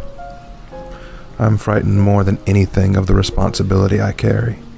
The reality that, at any time and in some way, I will be called to perform my task in a more direct and large manner. Once there was a great flood, and for 40 days I was reaping the souls of those who did not know how to swim. Another day I was in Hiroshima, and shortly after that Nagasaki, cleaning up the closest depiction of hell I had ever witnessed. There was a plane that crashed into a pair of towers that forced me to work quickly and carefully for hours upon hours. And to this day, I'm still cleaning up after that incident. All of those I'm sure I will discuss in more detail someday, but for now my mind is locked on Egypt, and the day God called me to do that once mighty and matchless kingdom the greatest justice it had ever known. In the most twisted way, it was my first experience trick-or-treating, though I prayed fervently that no one answered the door for me when I knocked. I remember the bitterness, the pain in his voice. I was to go in the night, seek out the firstborn of every household and claim their souls. I remember the coldness of that evening as I flew into the city. I was but a phantom, drifting from house to house, and each time looking for lamb's blood above the door. In the Hebrew districts I saw many houses with a lather of blood above, and I was pleased to see it, always letting out a sigh of relief at the sight. Faithfulness was shown, and I passed the house by, not looking back. Occasionally as I passed a house I would hear muttering, praying or weeping inside, afraid of what waited beyond the door. But it was I who was afraid that I would come to a house without the blood, because I knew what would become of that house if there wasn't. I'm ashamed to say that there were a few Hebrew houses without the markings on the door, and I had my orders. I swept in without pause and without hesitation. Swiftly but carefully, I extracted the soul of the firstborn child before turning again and leaving before the child's parents even had the sense to wake up. And the further into Egypt I went, the more houses were left unmarked, and my heart broke with each house I entered. Some children were still awake when I took them. I recall one being a boy carrying a water jug into his house. He didn't make it 2 steps into the doorway before I was upon him. Again, I was careful, but I was efficient. And if it's any consolation, I was weeping myself. I did not relish my work that night. I did not enjoy the task I'd been given. It was one of the most painful I had ever had to commit. So many in Egypt were suffering. So many wails in the night. It was as though I were wandering through some haunted graveyard. As if angry spirits were gnashing and wailing in rage and in mourning. When I finally came to the Pharaoh's palace, there were guards posted. But the sight of me sent all of them running for their lives. I did not pursue them. They were not who I was seeking. I had little interest. Although, now that I think about it, I approached the room of Pharaoh's son, and there was one god who stood in my path. With quaking knees, he raised his spear to me, a feeble attempt to stall me. I didn't even slow down as I brushed past him, his soul in my arms, before he even struck the floor. But the son of Pharaoh did not stir at any of this, safe and asleep, ignorant to who had entered his palace and his sense of immunity. How comforting it must be to live in such bliss and freedom, to not have any fear of being touched or harmed, to believe you were unreachable. He would never know the feeling of vulnerability that so many others tonight had, and yet it made him so easier to claim. After hours of tiring work, I flew from the city with thousands of souls in my weary arms. And behind me, the howls and mourns of the Egyptians and unfaithful followed me into the heavens. I did not look back down at the world as I went. I simply tried to block out the lamentation. As I delivered the souls of the children, I collapsed and wept outside of heaven's gate. I had felt such fear and pain that night. Fear at the knowledge of my actions, fear at the cold efficiency with which I performed it. I had truly been the essence of my craft. I had devastated families as simply as snuffing out a candle. I knew it was for just reasons. I knew it was at the will of the Creator. I do not lament or regret the necessity of the task, but what terrifies me is the fact that I had to do it, and the fact that it was so cold. How easily I can bring pain and agony to this world. How horrifying it must feel to believe I am knocking at the door of someone's house. Just like that old woman who I met that night trick-or-treating, she had no idea who I was, had no inkling of the fear others have felt at my coming. What a contrast. On that night, so many thousands of years ago, I knocked on doors with lamb's blood, and no one answered. But here, a woman answered with a big smile on her face, not knowing that in only 3 weeks' time I would return for her. Those memories flood back. Perhaps that is why I could not accept her generosity. The boys who I terrified years earlier, the troublemakers who I sparked horror in with my simple appearance, that was familiar to me too. Halloween is the night I remind myself that I am something people fear, and the nature of my existence makes me pause. I am afraid of the necessity of my being, afraid of the inevitability and coldness of my tasks. I fear I've gone on and on here, and I do apologize if I've made you uncomfortable. Perhaps I could get my mind off these memories by trick-or-treating again this year, though I will likely try a different look than a Grim Reaper appearance. Perhaps a pirate. No, I've had too many encounters with their lot in the past. A doctor, maybe. I'll have to think on that more. But later. For now, I hear my next appointment on its way. I'll write again when I have the time. Sincerely, Death. A strange instance occurred just a few days ago, and I was reminded of it this morning. I have precious little time, but I wish to write about it while it was fresh on my mind. I was on my way to a hospital in St. Petersburg. I frequent hospitals quite often. I'm sure you'll appreciate that. And while I was there, I was in the form of a child. No one noticed me walk in. No one really cared. In hospitals, I'm not uncommon, so most folks barely acknowledge me until I've done my work, but then they notice. In any case, I made my way to a room where there was an old man waiting. He lay in bed, gazing out the window in his room. He glanced up when I entered, and he noticed me. Like I said before, there are moments where people who are prepared for me will notice me come for them. They see me at their doorstep, and they invite me in, or cling to their lives desperately, either or. I wonder what this man would do. I waited for a moment just to see. He smiled. "It's been a long time," he grunted. His thick Russian accent surprised me, but I was careful not to show it. "You didn't look like this last time." I asked him when I'd met him before. "I imagine at the time you were so busy you did not notice me. We met in Klen, 23rd November 1941. You took my brother right out of my arms." Damn it all. I suddenly remembered this man so clearly, as if I were seeing it all over again. The Battle of Moscow. Hitler's second attempt to take the city and his desperate offensive on Klen. So many dead in those days, so many souls to carry. After some time, I began to get lost in the carnage. But this man's face, I remember it now so vividly. I remember marching toward that broken-down building decimated by panzer fire. Inside was a small squad of men. One of these men, half of his body ripped apart by shrapnel, his knee clinging to his femur by a few strands of meat.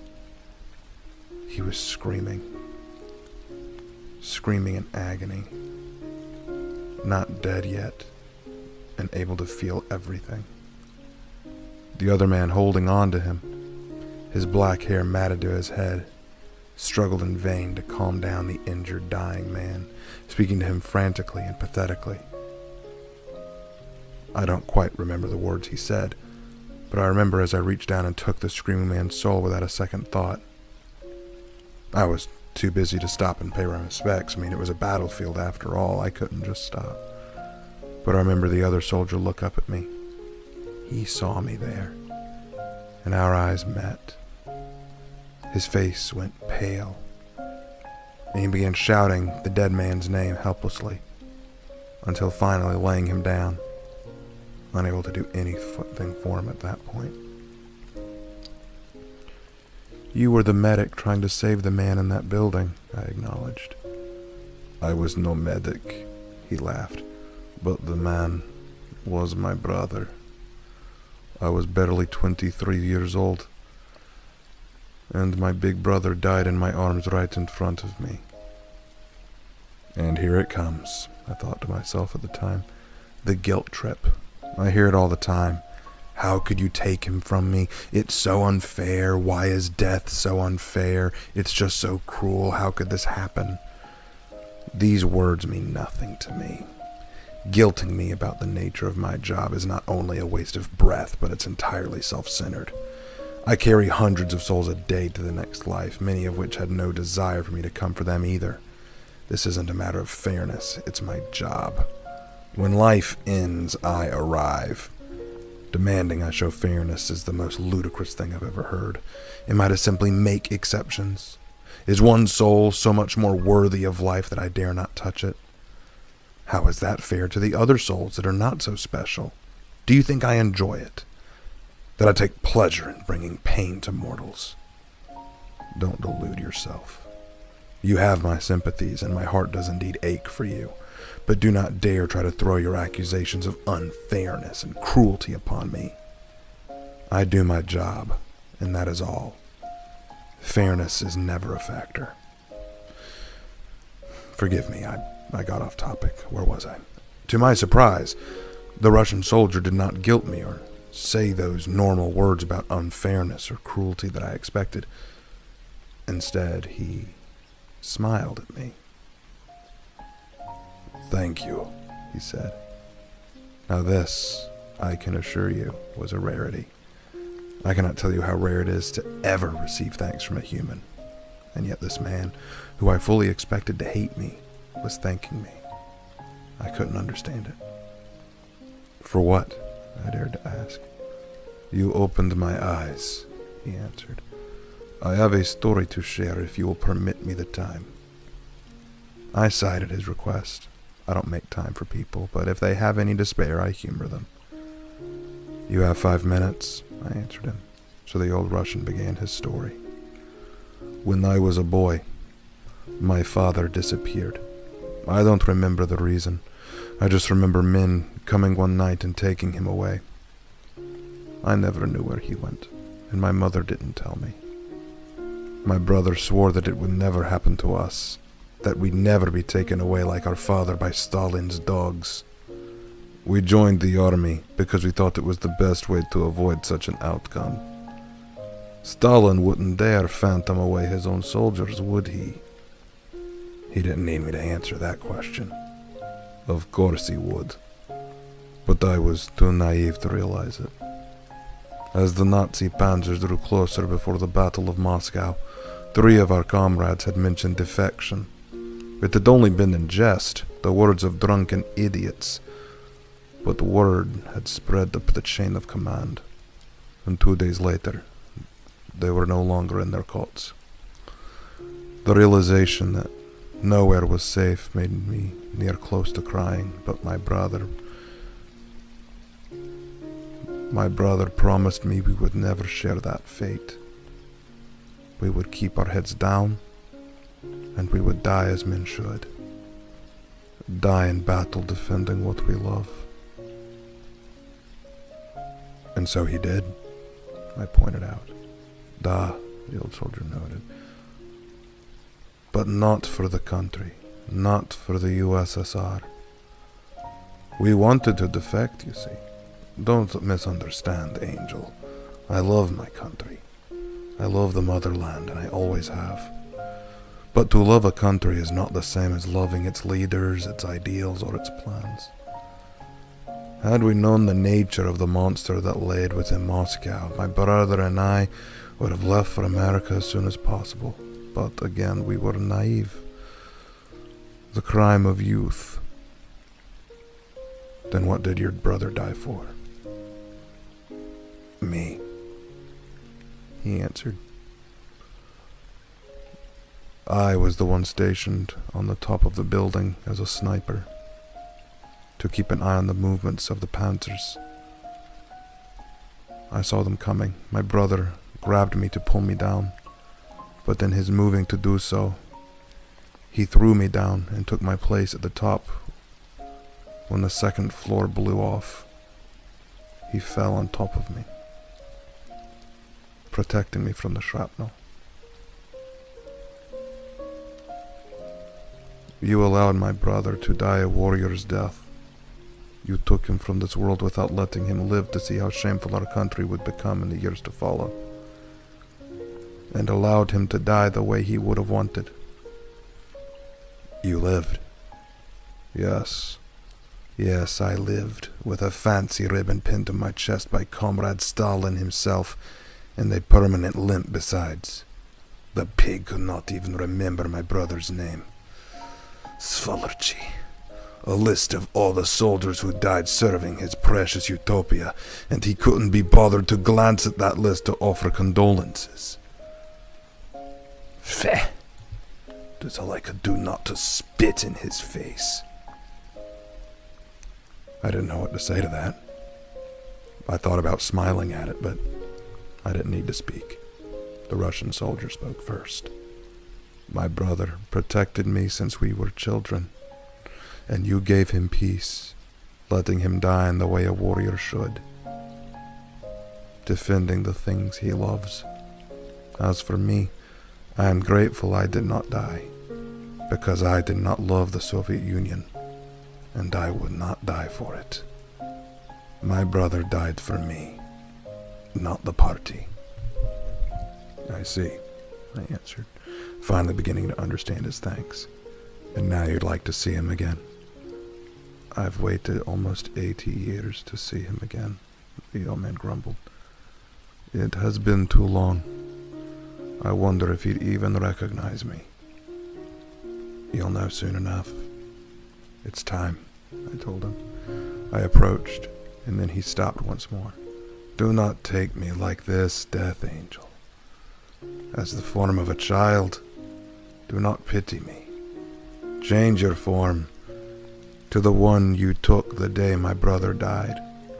Please, come to me as Valkyrie. I remembered the day I took his brother. I'd been in the form of a woman soldier of the Soviet Union. Women were not uncommon in the Soviet military at the time, and none were surprised to see me.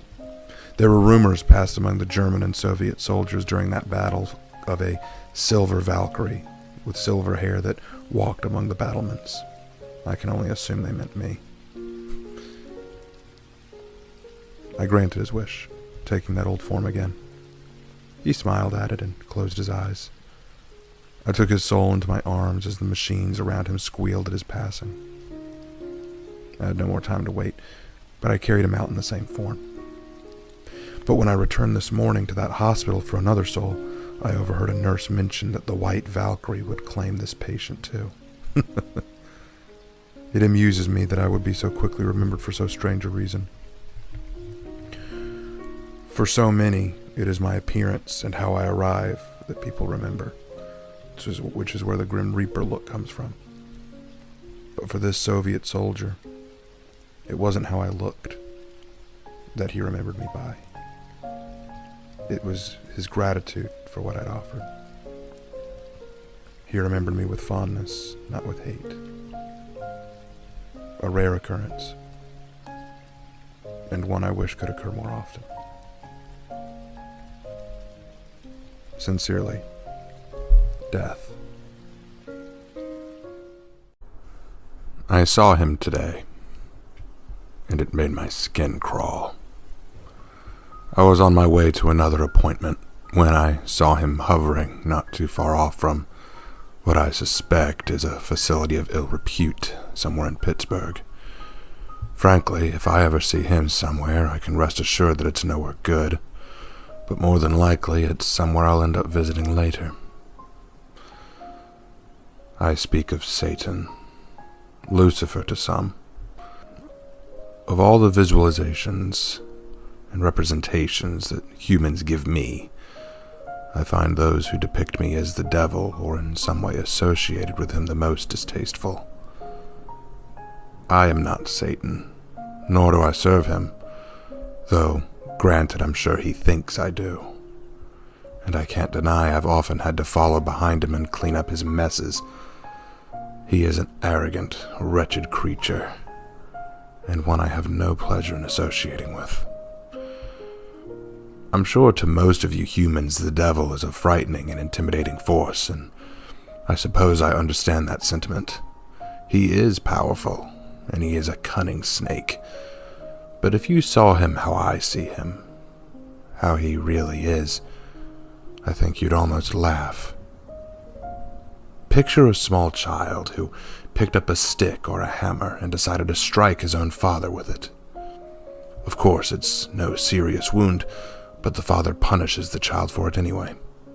He gives him a good spanking for his disrespect, and then sends him to the corner. The child, too foolish, arrogant, and self-centered, behaves as if he has done no wrong and begins to throw an outrageous temper tantrum, kicking, screaming, and breaking everything in his sight because he knows it will spite his father. It comes to the point that he doesn't care about the punishment anymore. He just wants to cause as much damage as he can.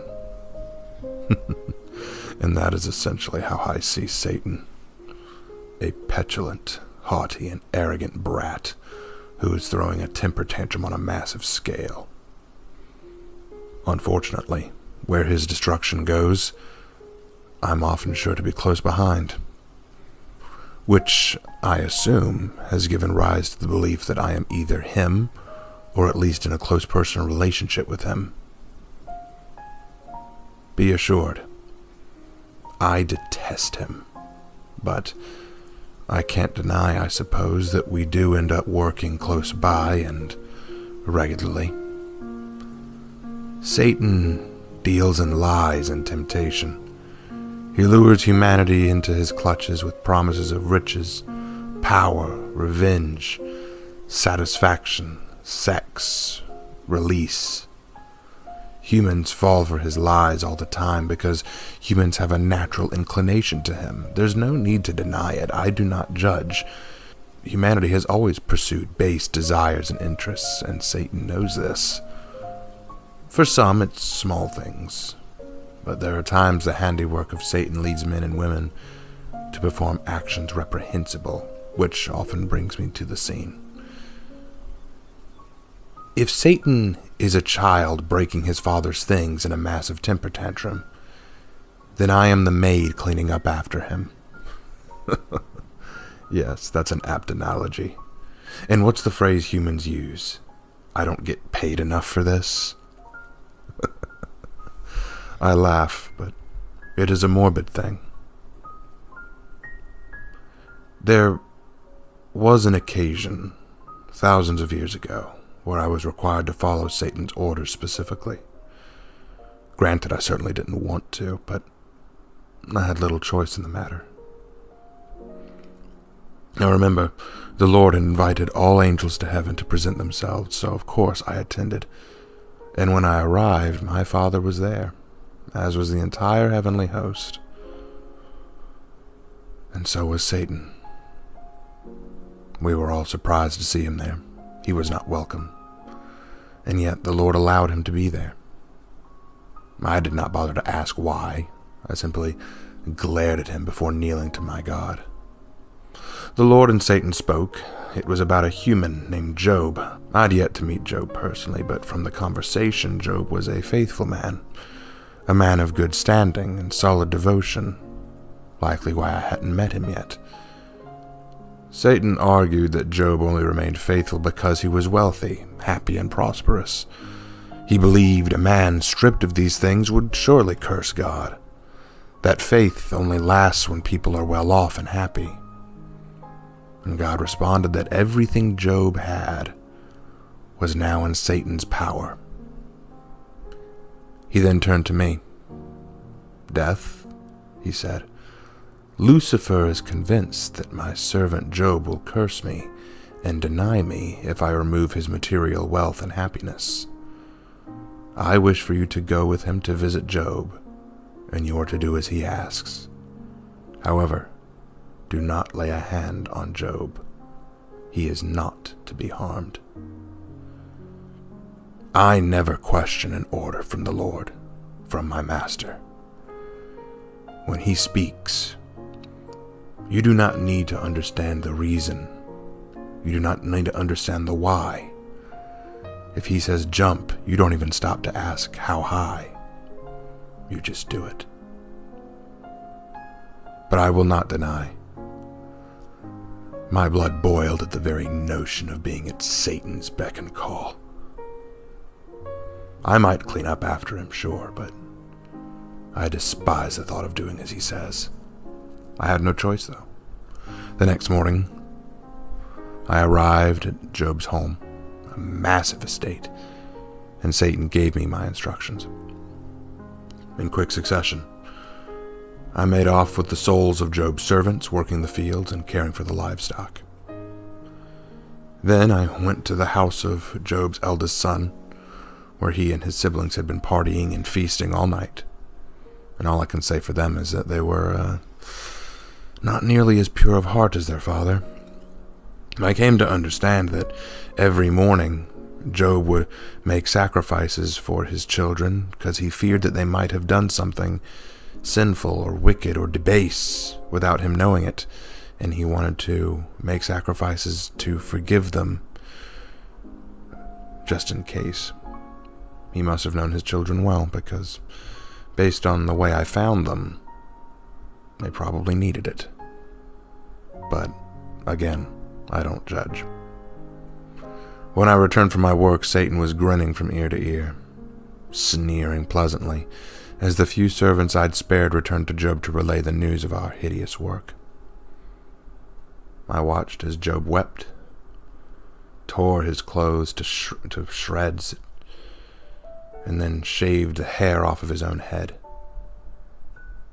And then he fell, and he worshipped my master. He worshipped the Lord. I smiled smugly, I don't mind admitting it. I felt a little proud of myself. Satan spat angrily. He glared at me too, as if anger that I was pleased with its outcome. Surely there's more I could do, Satan reasoned. You played your hand, I told him. I will do nothing else for you. Be on your way. Of course, that wasn't the last of Satan's antics. He would try again, next time going after Job's health. And I would sit beside Job as he lay suffering with horrible boils, skin afflictions, and diseases. But I was not to touch him. All I was to do was sit by his side to show he was only inches away from my grasp. His friends and wife who beheld him saw me. They knew I was there. And sometimes just being near me has a heavy weight to it. I don't always need to act, I can just be. And people will notice. For days I sat by his side listening to his lamentations and cries. I do not have time to go into them here, but I do believe they are written in a certain book, if you're interested. I'm pleased to say in the end that the Lord healed Job, returned what had been taken by Satan and myself tenfold, and I was free to remove myself from his life for a good long while. I resumed my work, a little proud of myself for putting Satan in his place, temporary as it was. I do not seek to dwell on this topic any further. I only felt compelled to write about this, as seeing Satan again after some time brought back all these old memories. And if a diary has any purpose, it is to share in memories. I suppose I should end the diary here. I suppose I should end the entry here. I hope that as I go about my business for the next few days, I don't have to run into him again. I'd really rather not. There's only so much bitterness I can hold down. And I hope that you don't have the misfortune of running afoul of him yourself. Take care. Sincerely, Death.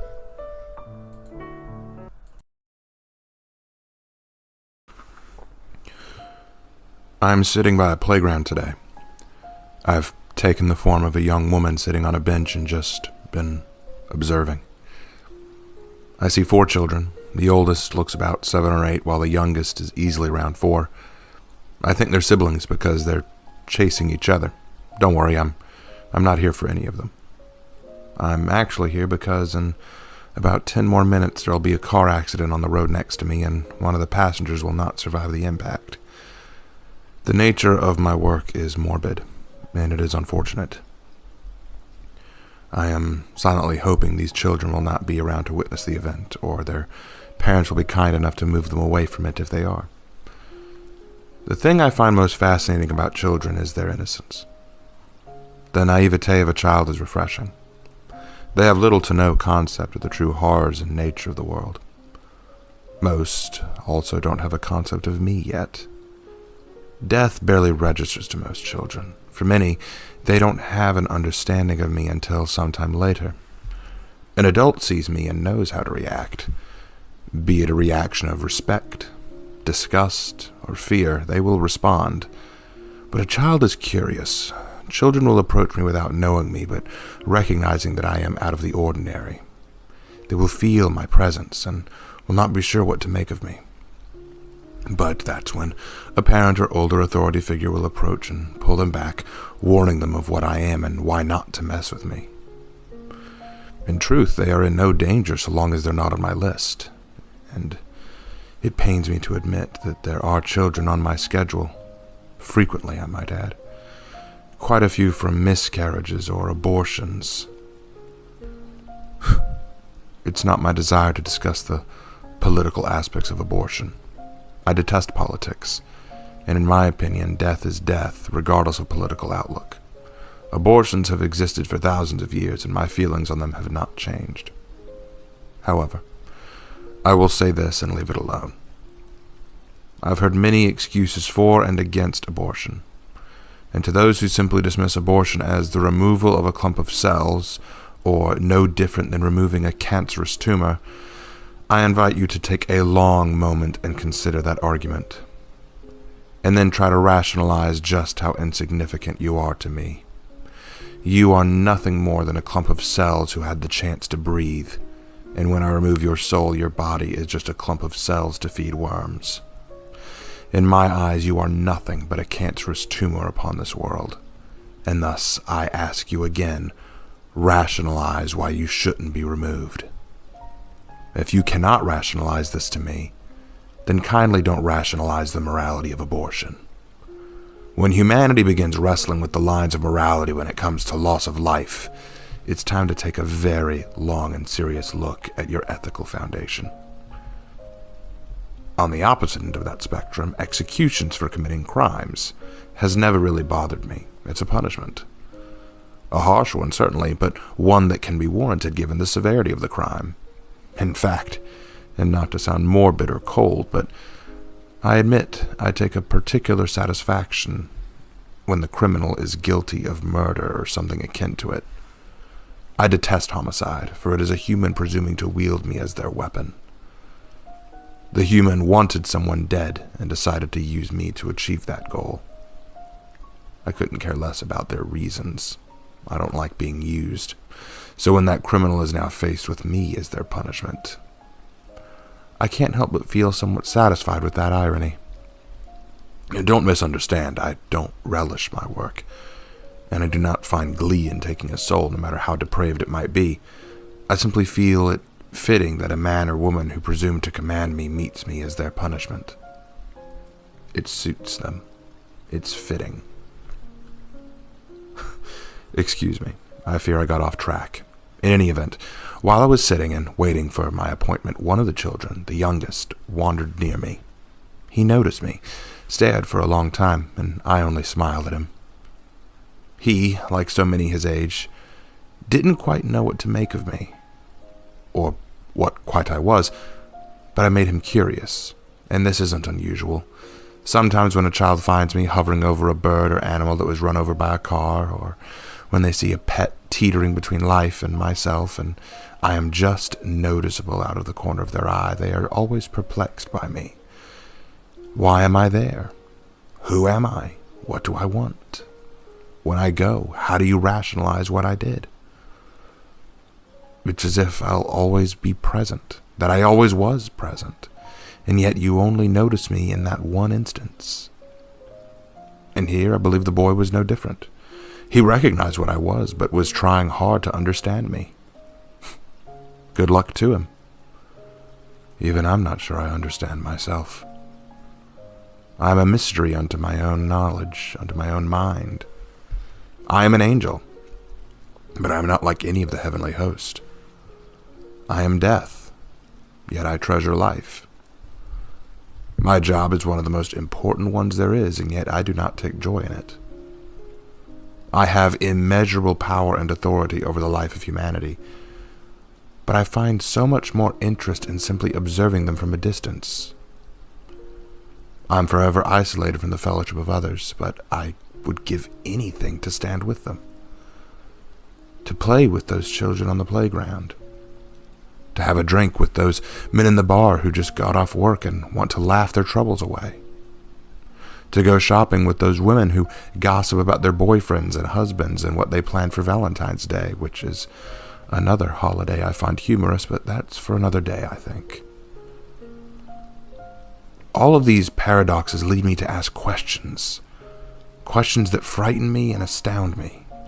What am I? What is death? Am I the ending, or am I just a beginning? Am I a farrier or a messenger? Am I an angel, a spirit, some unknown entity, a demon? Am I something worthwhile, or am I simply nothing at all? Am I to be feared, or am I to be loved? Am I loved by anyone? Am I destined for something meaningful? Or do I simply wait for my own end? I don't know. Perhaps I am all of those things. Perhaps I am none of them. All I know is who I am. My name. Death. I know what my job is, and that's all I can afford to know for the time being. Perhaps I, like humanity, can't be allowed to know everything at the commonplace or at the right time. Perhaps these things are only meant to be known to me at a different time. And I hope that, in time, the more I write in this diary, the more I explore my memories, my feelings, and my experiences, maybe I can begin to unravel the mystery surrounding me. And perhaps I can help humanity understand me so that they might approach me as the child did. Not with the fear or disgust of one who cannot stand the sight or presence of me. Not with the complacent and dismissive attitude of one who sees all humans as clumps of cells. And certainly not one who sees me as merely a tool to be used for their own gain, but rather a childish innocence and curiosity to understand me more so that I might understand myself. When the child held out his hand to me, I took it, and we shook hands. As far as I know, it might be the first time I've ever shaken the hand of a human. And he smiled. I smiled back, but then his mother whisked him away quickly. She was glaring with concern and distrust, as I have come to expect from most. She led the child away, preaching to him not to wander off like that and to not handle dead things. And maybe she has a point. Maybe healthy caution around me is warranted, even if I have the best of intentions. Another mystery I have to solve, I assume. Unfortunately, the sound of squealing tires informs me that my appointment is about to arrive. I will leave this entry for now and write again when I am able. Sincerely, Death. I'm sure it's strange to you that I feel emotional about certain things. One might assume that, being around for so long and having seen the things I have, having experienced just about all the darkness this world can offer, that I'd have grown a thicker skin. That most things would just bounce off me without any response. But I think humans underestimate the true weight of the world and its vices. What is repulsive and shocking to you, I feel nothing for, but that which you consider mundane and almost meaningless, I take great joy in. For example, war and plague. When you watch a news cycle about some new war brewing or some new strand of virus spreading across some third world country, you likely become anxious, nervous, or fearful, maybe even angry. You react to these things because you find them frightful and abhorrent. Rightfully so, I grant you. And yet these things mean almost nothing to me. I've been present for every war in history, and frankly, I have grown quite weary of war. It is an art form in its own twisted and violent way, grant you, but it is an art I grow very tired of seeing. Believe me, war has been a constant in the world of humans since time began, and it will stay that way for as long as mankind exists. It bothers you, I know, but it doesn't resonate with me. Plague is the same. Diseases, poxes, and cancers, while bleak and hard to endure and witness, have been a constant in the world as well. Take heart, I do not find joy in them, per se, but I'm not moved by them either. This recent outcry from the supposed coronavirus is nothing new to me. Just another in a long history of diseases and epidemics. They come, and they go. I clean up the mess. It's the same. If anything, I'm quite disgusted by them. But what am I moved by? Ironically, it is the smaller things, the things I find humans often take no time to appreciate, or rather have forgotten how to. I recall just a few days ago I was making my way through yet another hospital ward. I do spend too much time in those. Only this time I heard music being played. I stopped and wandered over to investigate and found a man playing a piano for some of the ill and injured patients. The piece was Fürlies by Ludwig von Beethoven, if I do recall correctly. A gorgeous piece. The man's piano was slightly off-key, but it mattered so little. The beauty in the notes, the subtle way in which his fingers glided across ivory keys with each stroke.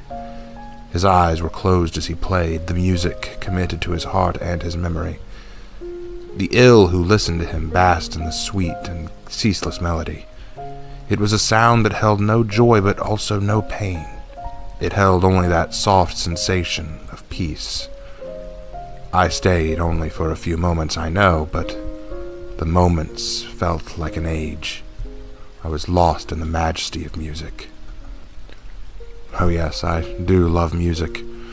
Art as well, although few art forms compete with music for me. I recall that only about 5 years ago I found some lost portable music player that young humans were around, plugged into and listening to their music. I confess myself curious. I tried it myself to see what the sensation was like. I picked up the little earpieces that they wear and put them in my own to listen. And it was unpleasant, to say the least. Not one ballad or opera or sonnet on the whole device. Nothing but screaming into microphones and jumbled words merely pretending to be poetry. I tossed it aside not long after. Perhaps its previous owner was just as disinclined to the choice of music as I was. Where some humans find joy in money, status, position, power, these things mean nothing to me. You don't carry them with you, and they only last for a fleeting moment. Money, when held on to, has no value. It only matters when you spend it. But once spent, it's gone, and you replace it with another material item. What meaning does it have then? Music, meanwhile, I feel resonates with the soul. It can be inspirational. It can be uplifting, or it can bring one down. It can lower one's mood. I feel that music can last far longer throughout the ages. Good music, anyway.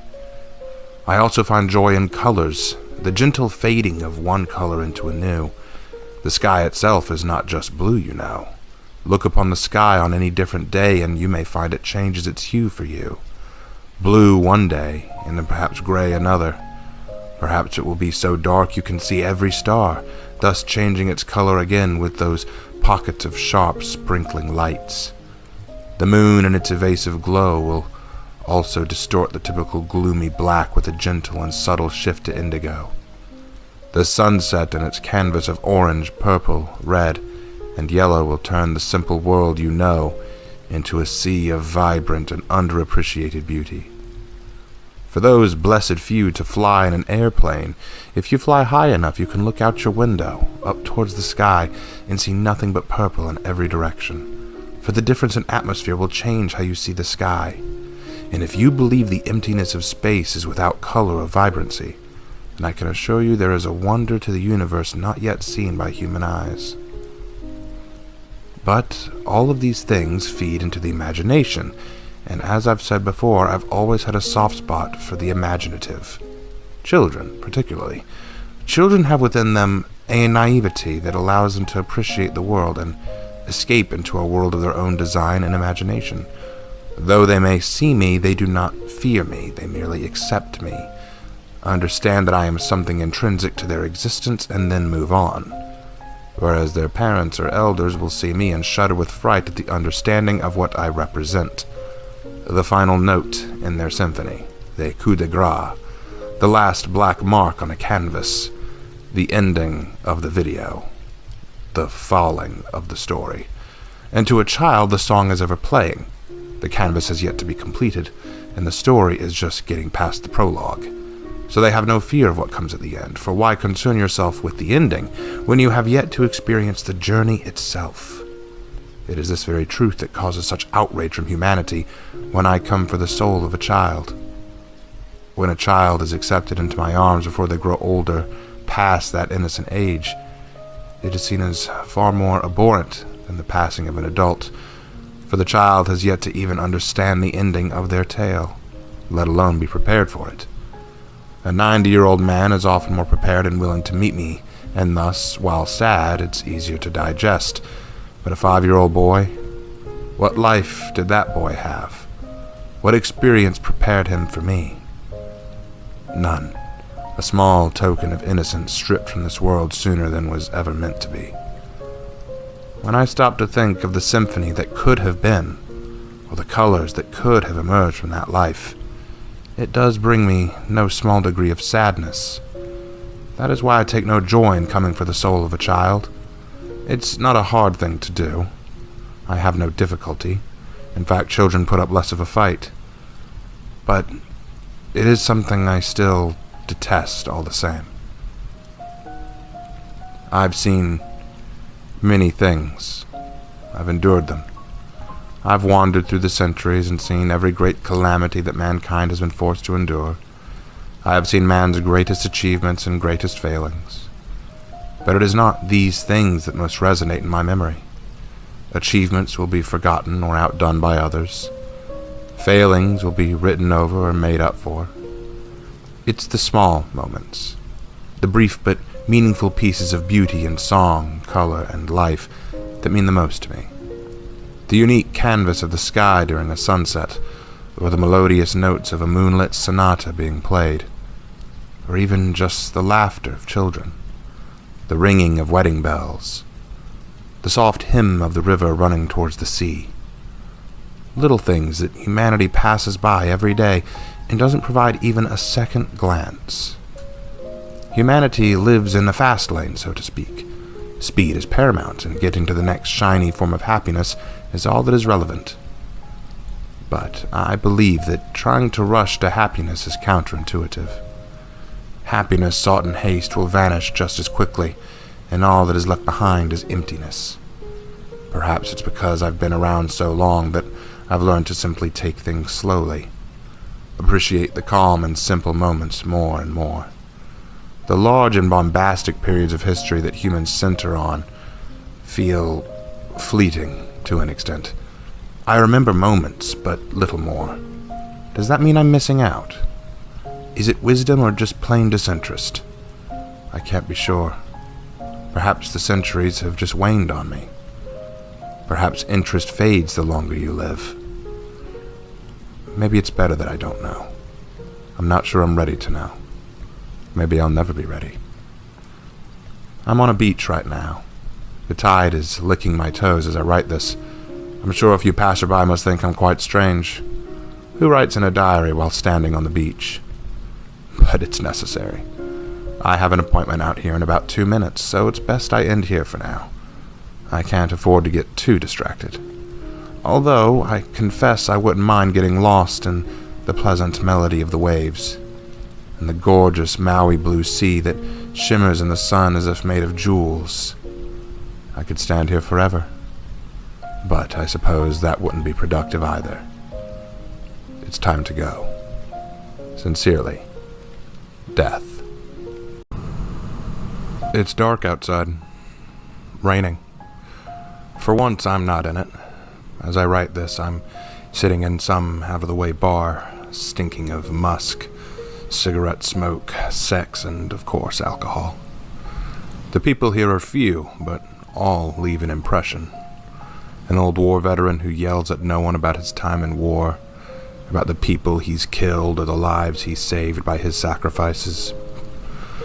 They're lies, of course, not because I can hear the tremble in his voice as he spouts them, but because I was there when he was deployed, and I saw him hide behind cover when the bullets started flying.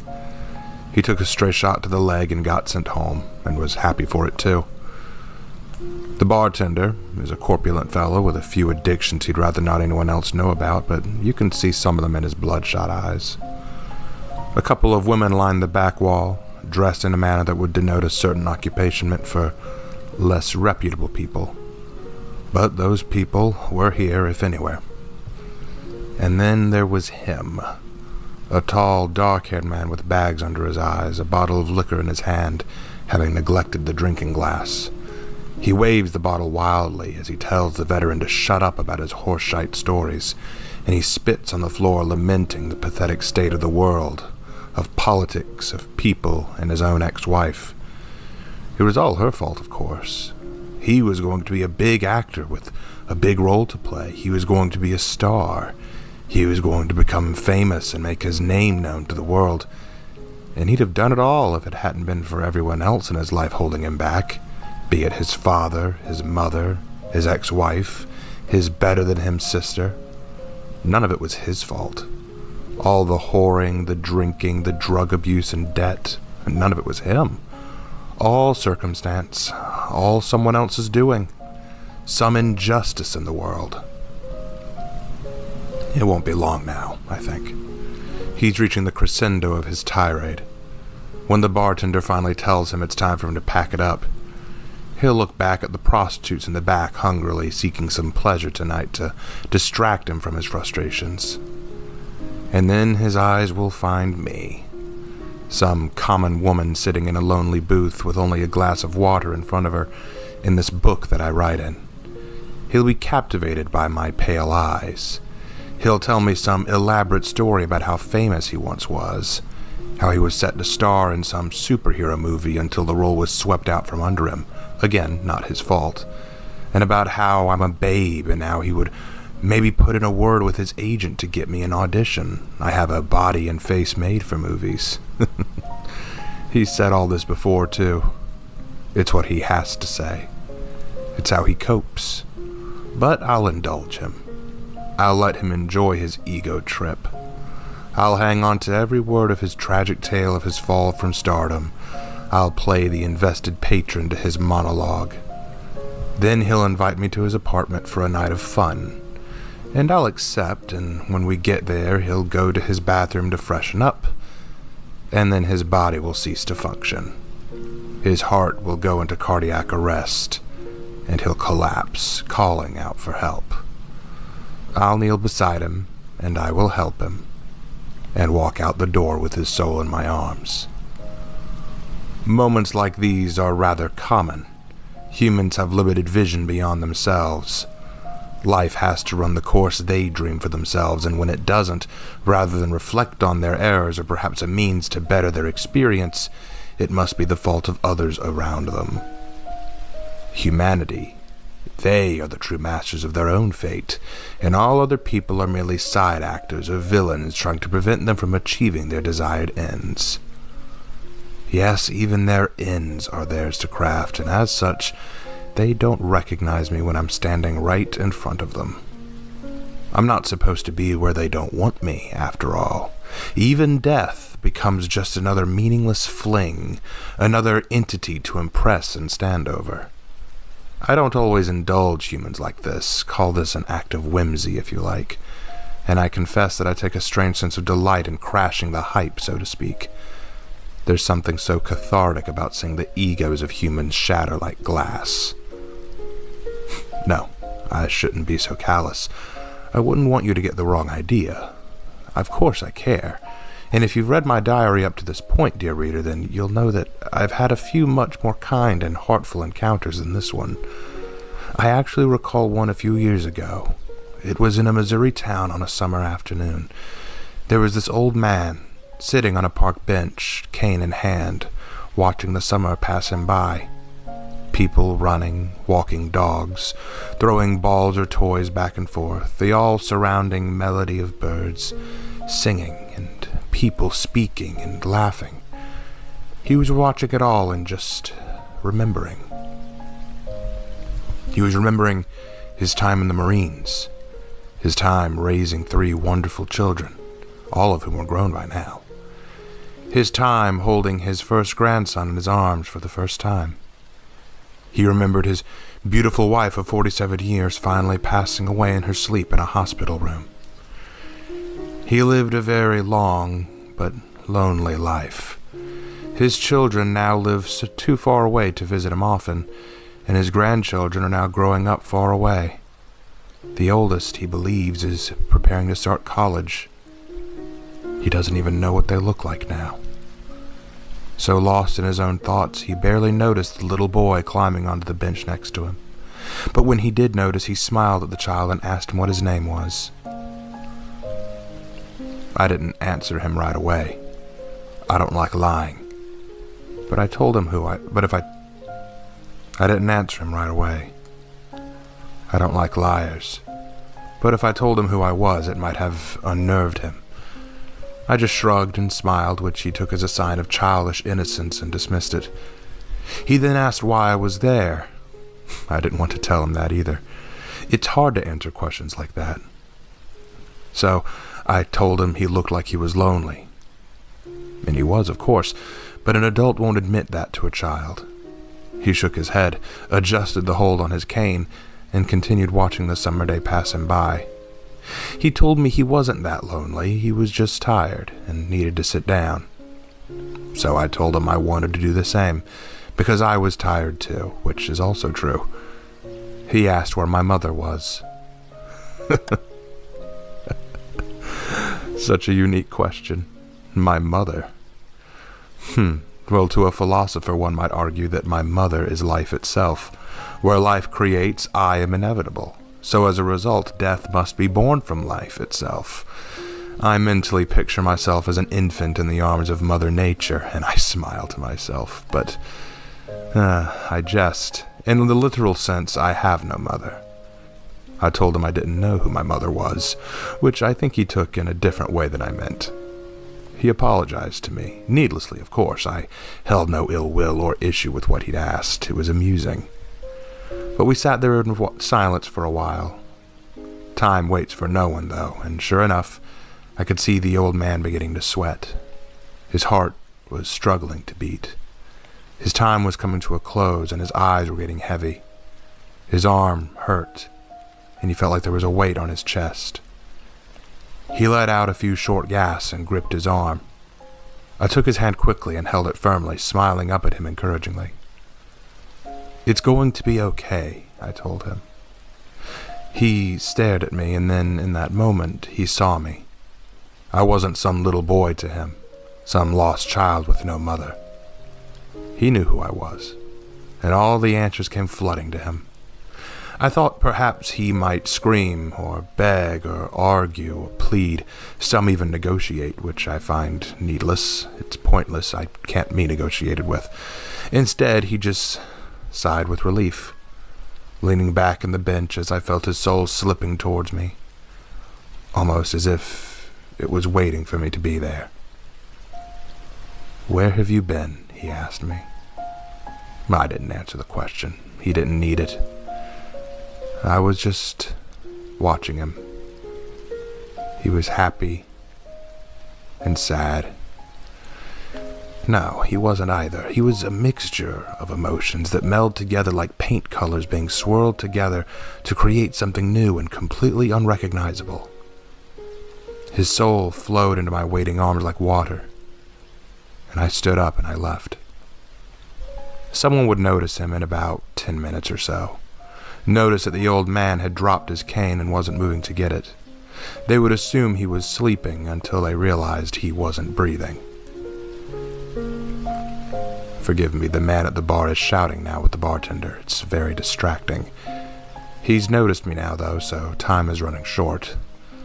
Regrettably, I have no words of wisdom to convey in this entry. There is no meaning to it all and no hidden virtues that I can offer, at least none that I can deduce. I write this simply out of frustration. Humanity may have eaten of the tree of knowledge of good and evil, yet this did not grant them the vision to see the world as I do, to see life as I do. The old man on a park bench who had lived a long and fulfilling life saw a beautiful summer day at the park as a place of memories, remorse, and meditation, a place to think and to appreciate. But the young man throwing a tantrum in a bar over his failings lacks even the sight to see his mistakes lie no further than a simple glance in a mirror. A life squandered in the name of vanity and base self. I was going to call it self-love, but that doesn't quite fit. For a man who loved himself would treat himself better. Perhaps self-lust.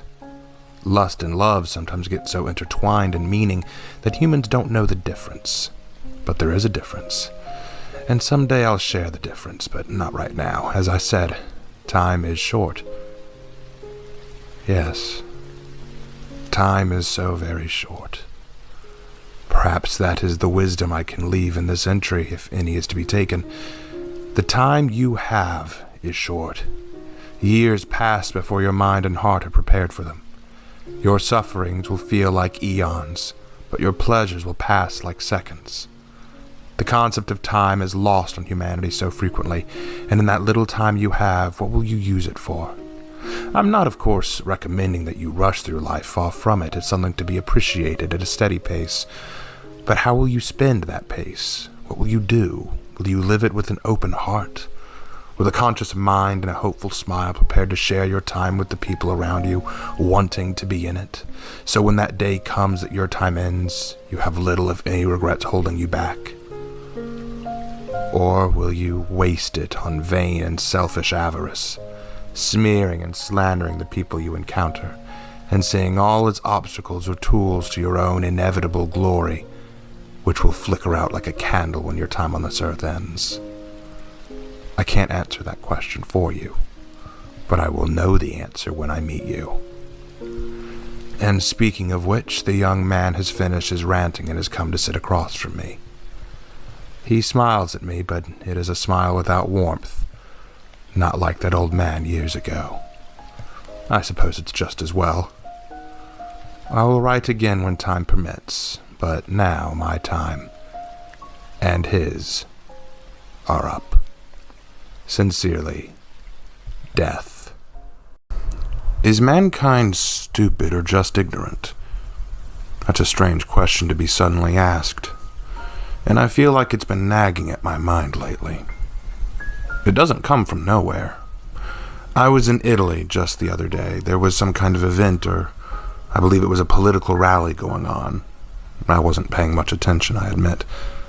I care very little for human politics and leaders, so don't bother asking me who I'd vote for in any given human election. I wouldn't, for one thing. But for another thing, it just never interested me. What's so special about a politician, or a king, or a governor, or a senator? They all live, they all die, they all suffer, they all rejoice. You put one in a fancier suit than the other, and somehow they have some form of authority higher than anyone else. I never understood it. I apologize. The rally was a bit loud for me, so I ducked out of it and made my way towards an open area where I could see the sun shining. I wasn't far from my next appointment, so I took a moment to just enjoy the fresh air. I was in the form of a child that day. I was small, unnoticeable, and I didn't want to be noticed. I was just content to enjoy the moment, trying to bask in natural beauty and peace of mind, peace of body, having escaped a mob of very loud and, albeit patriotic, humans.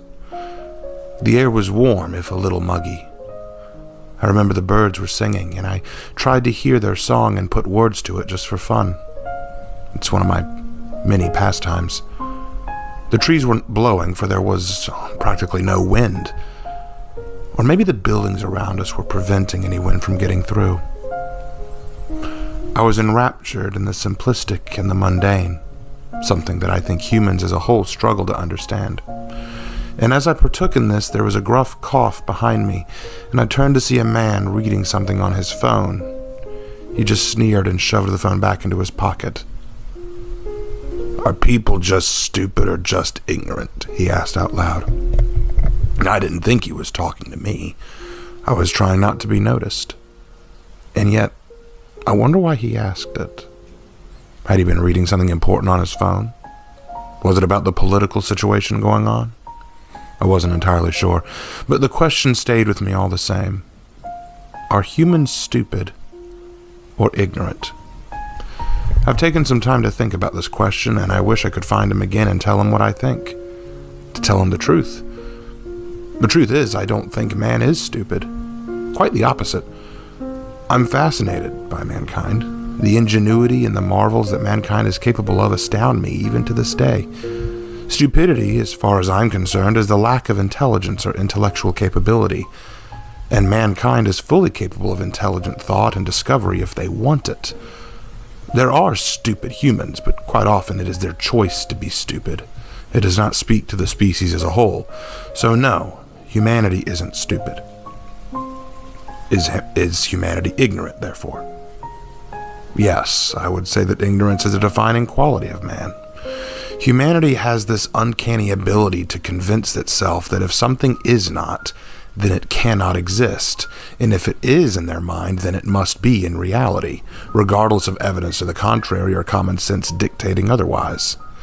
Mankind is a stubborn, stiff-necked, and very ignorant, perhaps willfully at times, people. Still ignorant all the same. For example, a man walks by me on his way to work. I stand there clear as day, right beside the road, because in 3 seconds he will walk out into the middle of that road, too busy looking at his phone to notice the "Don't Walk" sign, and then get splattered to the asphalt, where then he'll look up at my face as I collect his soul from his broken shell of a body. In his mind, there was no walking sign, there was no stoplight, none of that existed. Only the phone, only the contents of the item in his hand. To him, he was ignorant to the danger. So caught up in his own world of social media, telephone conversation, or whatever hobby was striking him at the time, that the reality around him was not nearly as important to take in. It's not a lack of intelligence that led to his demise, but willful ignorance to the world around him. If he'd paid attention, he might have noticed. He might have waited. Or would he? Now that I come to think of it, would the knowledge of my presence prevent people from having to deal with me? Could the awareness of me make me more avoidable? That's logical. After all, if the mouse is aware of the cat, it has a better chance to avoid detection. But then it's also not a certainty. After all, a fish might well be aware of the fisherman, but still get caught in the net all the same. I need to ponder on that further. I digress. Back to my point about ignorance. I think mankind is stubbornly ignorant to the point of a fault. I do not believe it is always intentional, rather. I think it stems from a dual sense of superiority or self-centeredness. Mankind is very good about shutting out the things that are inconvenient to them or their wants. If a man is homeless and uses every paycheck he gets to feed a drug addiction, it couldn't possibly be his fault. It couldn't possibly be that he dropped out of college, ran with drug dealers for a time until his ring got busted up. His girlfriend, who'd had a baby with him, left him because he wouldn't and couldn't support them, or that he threatened his own mother with a knife if she didn't give him some drug money, so she cut him off from the family entirely. No, none of that could be the reason. Nothing that he did. Rather, it must be that the government in power is unfair to the underprivileged, that his mother never loved him, that his girlfriend is a money-hungry harlot, and that college just never gave him a fair chance. No, none of it is ever his fault. In his mind, it couldn't possibly be. Mankind is very good at creating walls around themselves to shut out truth and ignore responsibility and reality, and that is ignorance at its most distasteful. I can recount this poor man's story so well because it's a story I see played out far more often than I think is comfortable to admit or think about. You might think to yourself, well, the story you just told is the story of a very stupid man who's making excuses. No, it's a story of a man who was very intelligent but chose not to practice his intelligence, who chose to shut himself away from the world and make excuses rather than look inwardly. That's ignorance. It says nothing about his intelligence. He could very well have been a very intelligent man. But the most intelligent man in the world who shuts himself off from reality, who pretends it doesn't exist, who ignores truth, well, there's no evidence of intelligence in him. And without the evidence, how could you know? On some level, I don't think ignorance is entirely unwarranted or unnatural in all cases. A king does not make himself aware of the goings-on of each of his peasants, just what concerns his kingdom as a whole. If each man is his own king, then what concern does he have of the world? A man in Cuba cares little for the goings-on in Australia, for example. Now, don't misunderstand me. This is not necessarily a bad thing, but it does lead to my next point. Where does the line of ignorance stop? At what point does the dream fade and reality set in? Where are humans told they need to care? As politicized as everything has become these days, I feel like the ignorant have been given too much of a voice to boast of it. And they seem proud of it to some extent. Like I said, I'm not interested in political squabble or who runs what country. Frankly, I couldn't care less. Everyone's the same to me, especially when I come to meet them. But what fascinates me is this. Logic would dictate that mankind would thrive far better by learning to coexist, to forgive each other, to accept one another. And yet, mankind is also ignorant enough to ignore this truth and logic. They choose instead to embrace the illusion of identity by class, by race, by gender, by wealth. Why? For what purpose? It's a riddle I have yet to solve. Why must things be the way they are? Why must humanity choose to dwell in this bubble of ignorance? They can ignore their family, their neighbors, and their friends if the reality of them is not suitable to their wants. But if you want true evidence of the ignorance of man, I can offer it by asking a simple question. How can a species that is abounding in intelligence and ingenuity look at the world they inhabit and still say to themselves, "I'm bored. There's nothing here worth marveling at"? Yes.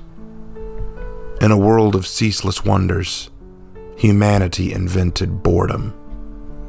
If that's not pure ignorance, I don't think I know what is.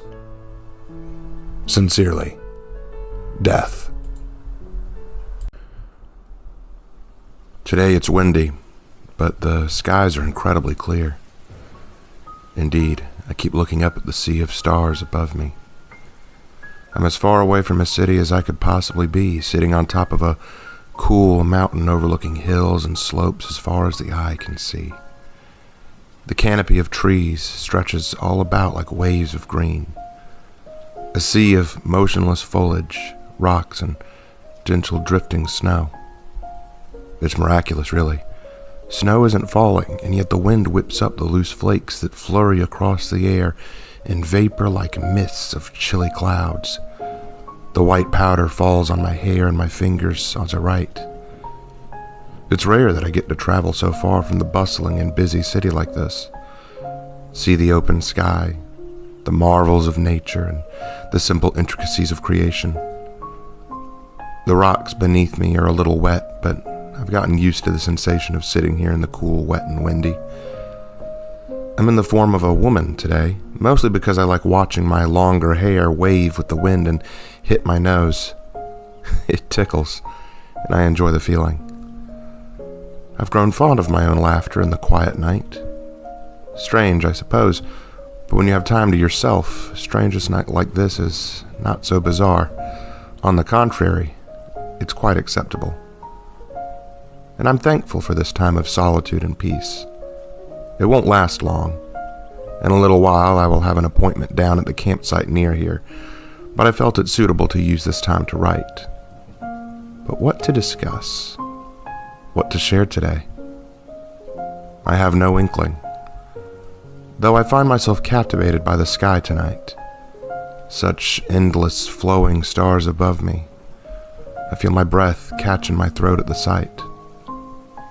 There are moments I feel I could reach up my finger and poke the heavens and they would ripple at my touch. Such a fascinating illusion, and yet I suppose that I shouldn't be too surprised. Many things in this world are merely illusions. The beauty and wonder to them lies in the one who preserves them. To the uninvested, this sky means nothing. And it is nothing. Truly, what is a night sky of stars in the grand scheme of things? It has no inherent meaning, but at the same time it could mean everything. That is the illusion of life, of time, and of reality. All things have relevance, and yet at the same time none of it matters at all. Status, power, privilege, wealth, and fame, they mean everything, and yet absolutely nothing. People covet them, seek them, and protect them as if they're something valuable. And yet some others turn up their nose at them, looking down with disgust and disdain. Thus they must mean nothing. Were you to see the stars as I do tonight, would you see them as I do? Or would you only see a night sky unworthy of adoration? I would not judge you regardless of your answer, but I am curious to know. Do you think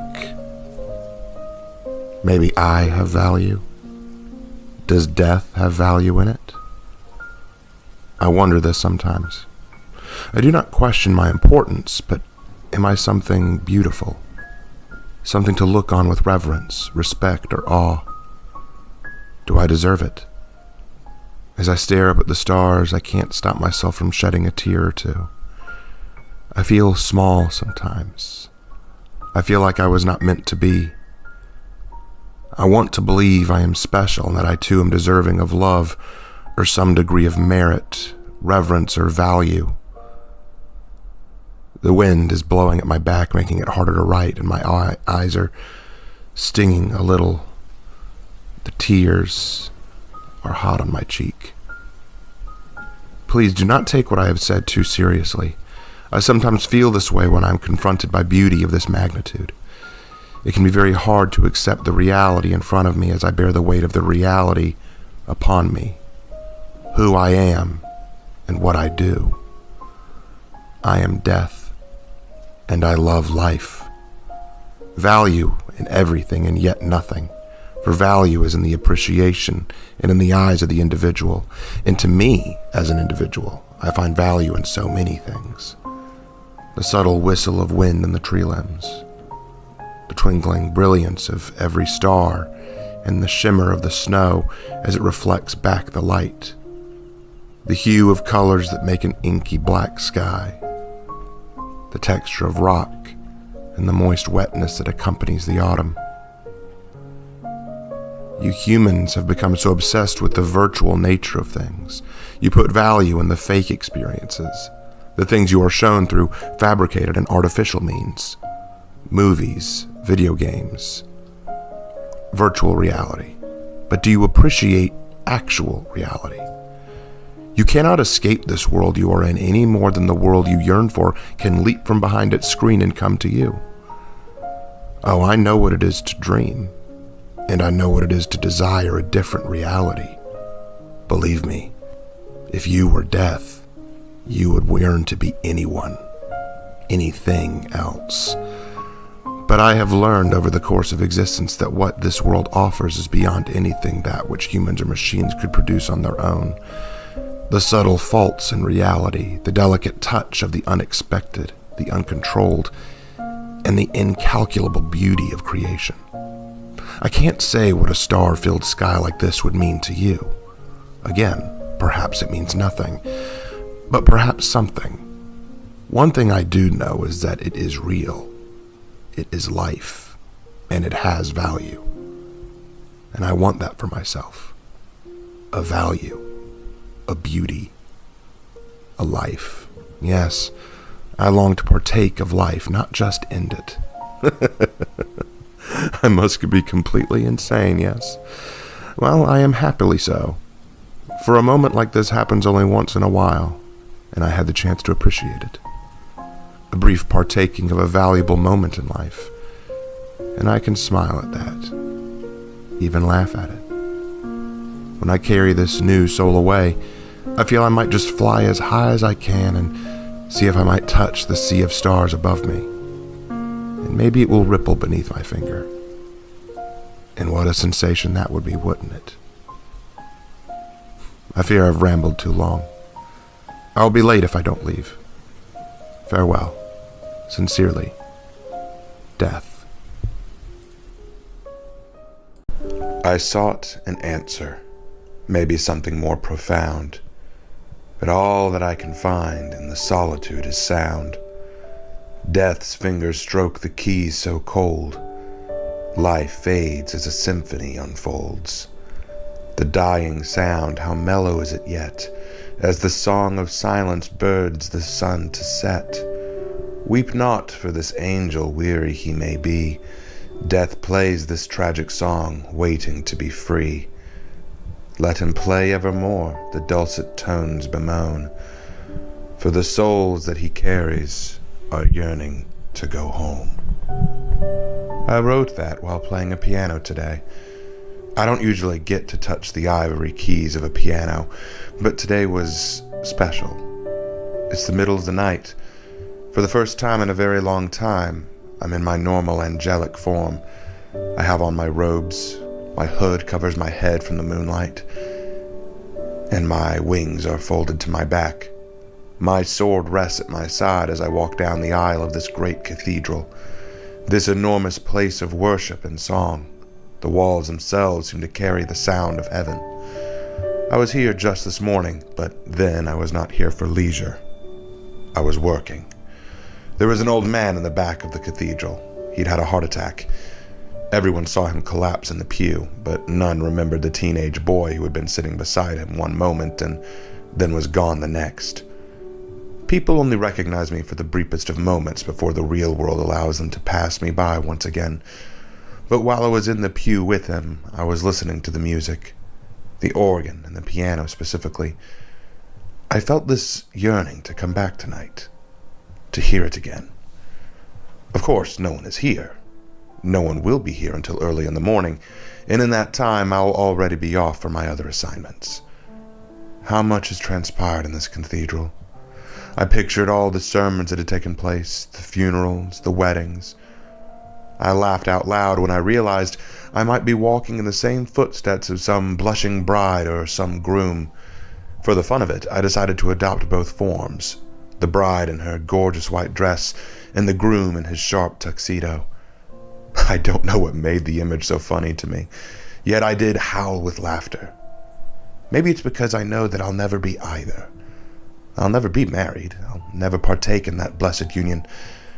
Or maybe it's because I've never looked good in white, and the thought of wearing a gown like that was simply preposterous. I joke, of course. No, in truth, I do like weddings.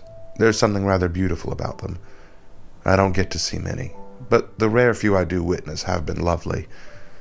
Until I step in, of course. I have a knack for ruining precious things. I don't take pride in that, but it's not exactly a habit I can kick. I also don't get to go to that many funerals, believe it or not. My job is over well before the funeral begins. That isn't to say I've never been to any. I've seen a few. They're depressing spectacles, and if I may be honest, they're somewhat annoying. The things people say, it's just not fair. He was taken before his time. Why him? He had so much more to give and live for. I always feel a little irritated at those lines. They make it sound like what I did was wrong or something. Like I had deprived some poor fool of their life when they needed to go on living. I'm sorry, but that's my job. I know that's small comfort, but that's the truth. I'm not here to make light of it or overstate it. It's just the truth of the matter. In any case, I had come back to this cathedral since I had a few minutes to spare and decided to sit at the piano and play. The bench creaked a little as I sat down, and I looked at the keys in front of me. White and worn, but still well cared for. My fingers slid onto them, and with gentleness I began to play. I didn't have any particular theme or musical score in mind, just something I think I'd heard a long time ago. I was playing to play, to hear the soft sounds. My wings unfolded a little as I did.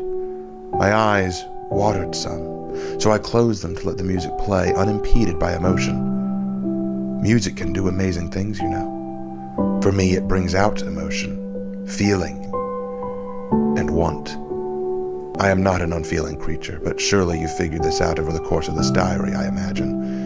And as I sit in this lonely sanctuary, the walls echo and reverb with the sounds of the piano and the nameless song. I can imagine the sound of strings, of the brass, of the percussion, and a chorus to join me. They say not words, but just chant, adding their voice to a melody that I create. For once I do create, not take or destroy. My hands move with more purpose as I let my imagination, the world of a dream, fill the church. And so does the room fill with light and tears that shimmer in my eyes as I bask in the resounding symphony of death.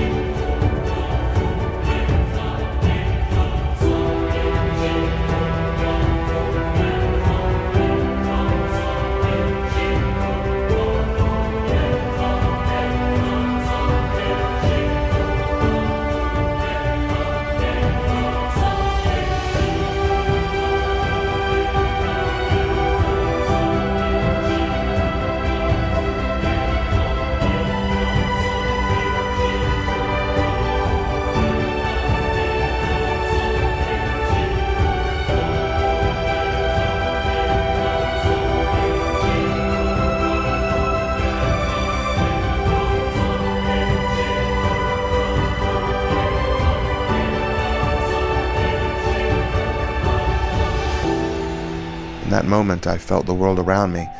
The universe surrounded me in that fleeting instant, when all was right. I was not death or some detestable reaper in search of souls to harvest. I was merely a part of the music. Does that perhaps imply that I do not like what I am? That I take issue with myself, with my very existence? No, that's not quite right. While I cannot say that I hate myself, I can certainly admit that I'm not fond of my role, and there are indeed times that I wish I were not who I was. That is why I put on many forms.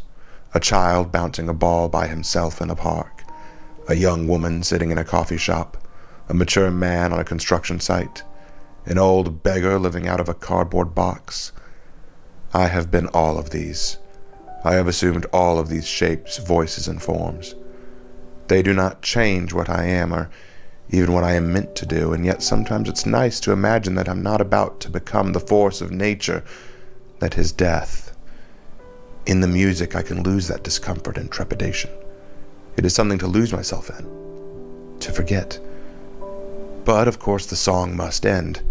The moment of euphoria fades, and as my fingers hover above the keys, I hear the noises go soft. The sounds drift further away from me, and reality sets back in, reaffirming that the dream is in fact over.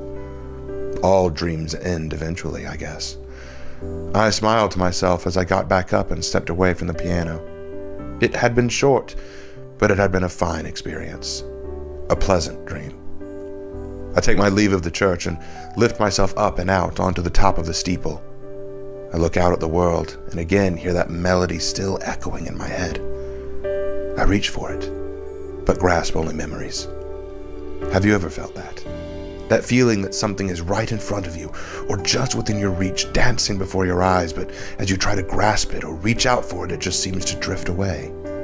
A memory, a feeling, a desire. That thing that, for the briefest of moments, held the most significance, but now feels beyond you. That happens to me very frequently. So I move on. It's all I can do. I can't be late after all. I can't afford that. I do wonder, though, if when the dawn comes and the church opens, will they hear the resonating music I played? Will the ballad I played leave an impression? There have been many times that, as I wander through a building, town, or even city, my presence is felt long after I've left, and thus the aforementioned building, town, or city is therefore abandoned, leaving nothing but the memory that I was there. I do pray that this doesn't happen to the church. It's a lovely place. I hope that, should they hear my song, if they hear it, they are pleased by it rather than hateful of it. Because I don't mean to cause harm, nor is it my intention to inspire fear or discomfort. Clarity. I desire transparency. That who I am and what I do are not always of like mind. What I do is a job, a task, but who I am is not just an ender of life. I am a musician, an artist, a warrior, a poet, a dreamer. I am many more things, and I wish I could convey that better. Perhaps, in future, I will write and share more of these things that I am. For now, though, I have work to get on with. Some woman is about to drink her last bottle of alcohol and waste away in it. I'll meet her there and pluck her from it. At the very least, I have nice music to hum while I walk. Sincerely, Death. I once heard a Chinese monk say that true meditation involves one obtaining full self-awareness of themselves, that one could, in theory, become more aware of who they are, what they think, and why they think it. To hear him talk, he made it sound like that if you step into this new sensation, one could further understand themselves on a level that would reduce stress and fear and therefore lead to a healthier life. And maybe that's true for some people. But I've been around far too long to buy into that kind of silliness. Do I think that meditation is a waste of time? Hardly. I do it often enough. But the idea that you will be rid of stress or doubt by better understanding yourself? No. If anything, better understanding of who you are will only make you more self-conscious of just how small you are, how insignificant you are in the grand scheme of things from a practical perspective. And for some, I suppose that's comforting, knowing that your life and the things you do has little consequence in the grand scheme of things. These are the kind of people who like to fade into the background, to do what they need to do and move on. But for others, for most people, I think, it's sobering. For me, I don't meditate to try and remove my stress. Indeed, I meditate to peer into my own mind, my own world, a place that is both my own paradise and refuge, but also a place that reflects back at me the things that I cherish. I do not believe meditation is a means to relieve your stress or to remove it, more of a place to escape it for a time, to be at peace with yourself, and to remind yourself of the things that you fight for, live for, and care for. And when you focus on these things, that, in turn, will help you through your stress, through your struggles. When you close your eyes and picture the world as you see it, and then compare it to the world of your own imagining, what do you find? Not everyone can answer that question, and there's no shame in not being able to. Not everyone has the desire to give this as much thought as I have, and perhaps I'm the only one. But I do extend this challenge. Were you to close your eyes and envision your own personal world or paradise, what would you find there?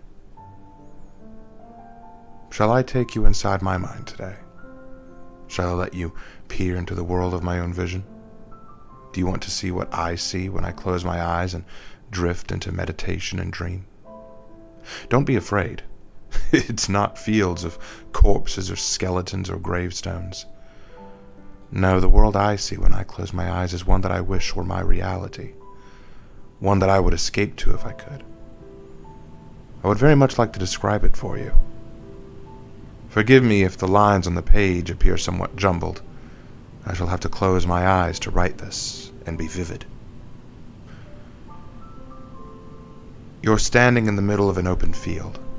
Grass is there, and it ripples like water under gentle breeze that flows softly by. You reach out a hand to feel that breeze, and the air is dry but gentle. I sometimes picture myself as a woman with long hair, so I can enjoy that tickling sensation of strands of hair on my nose, but I digress.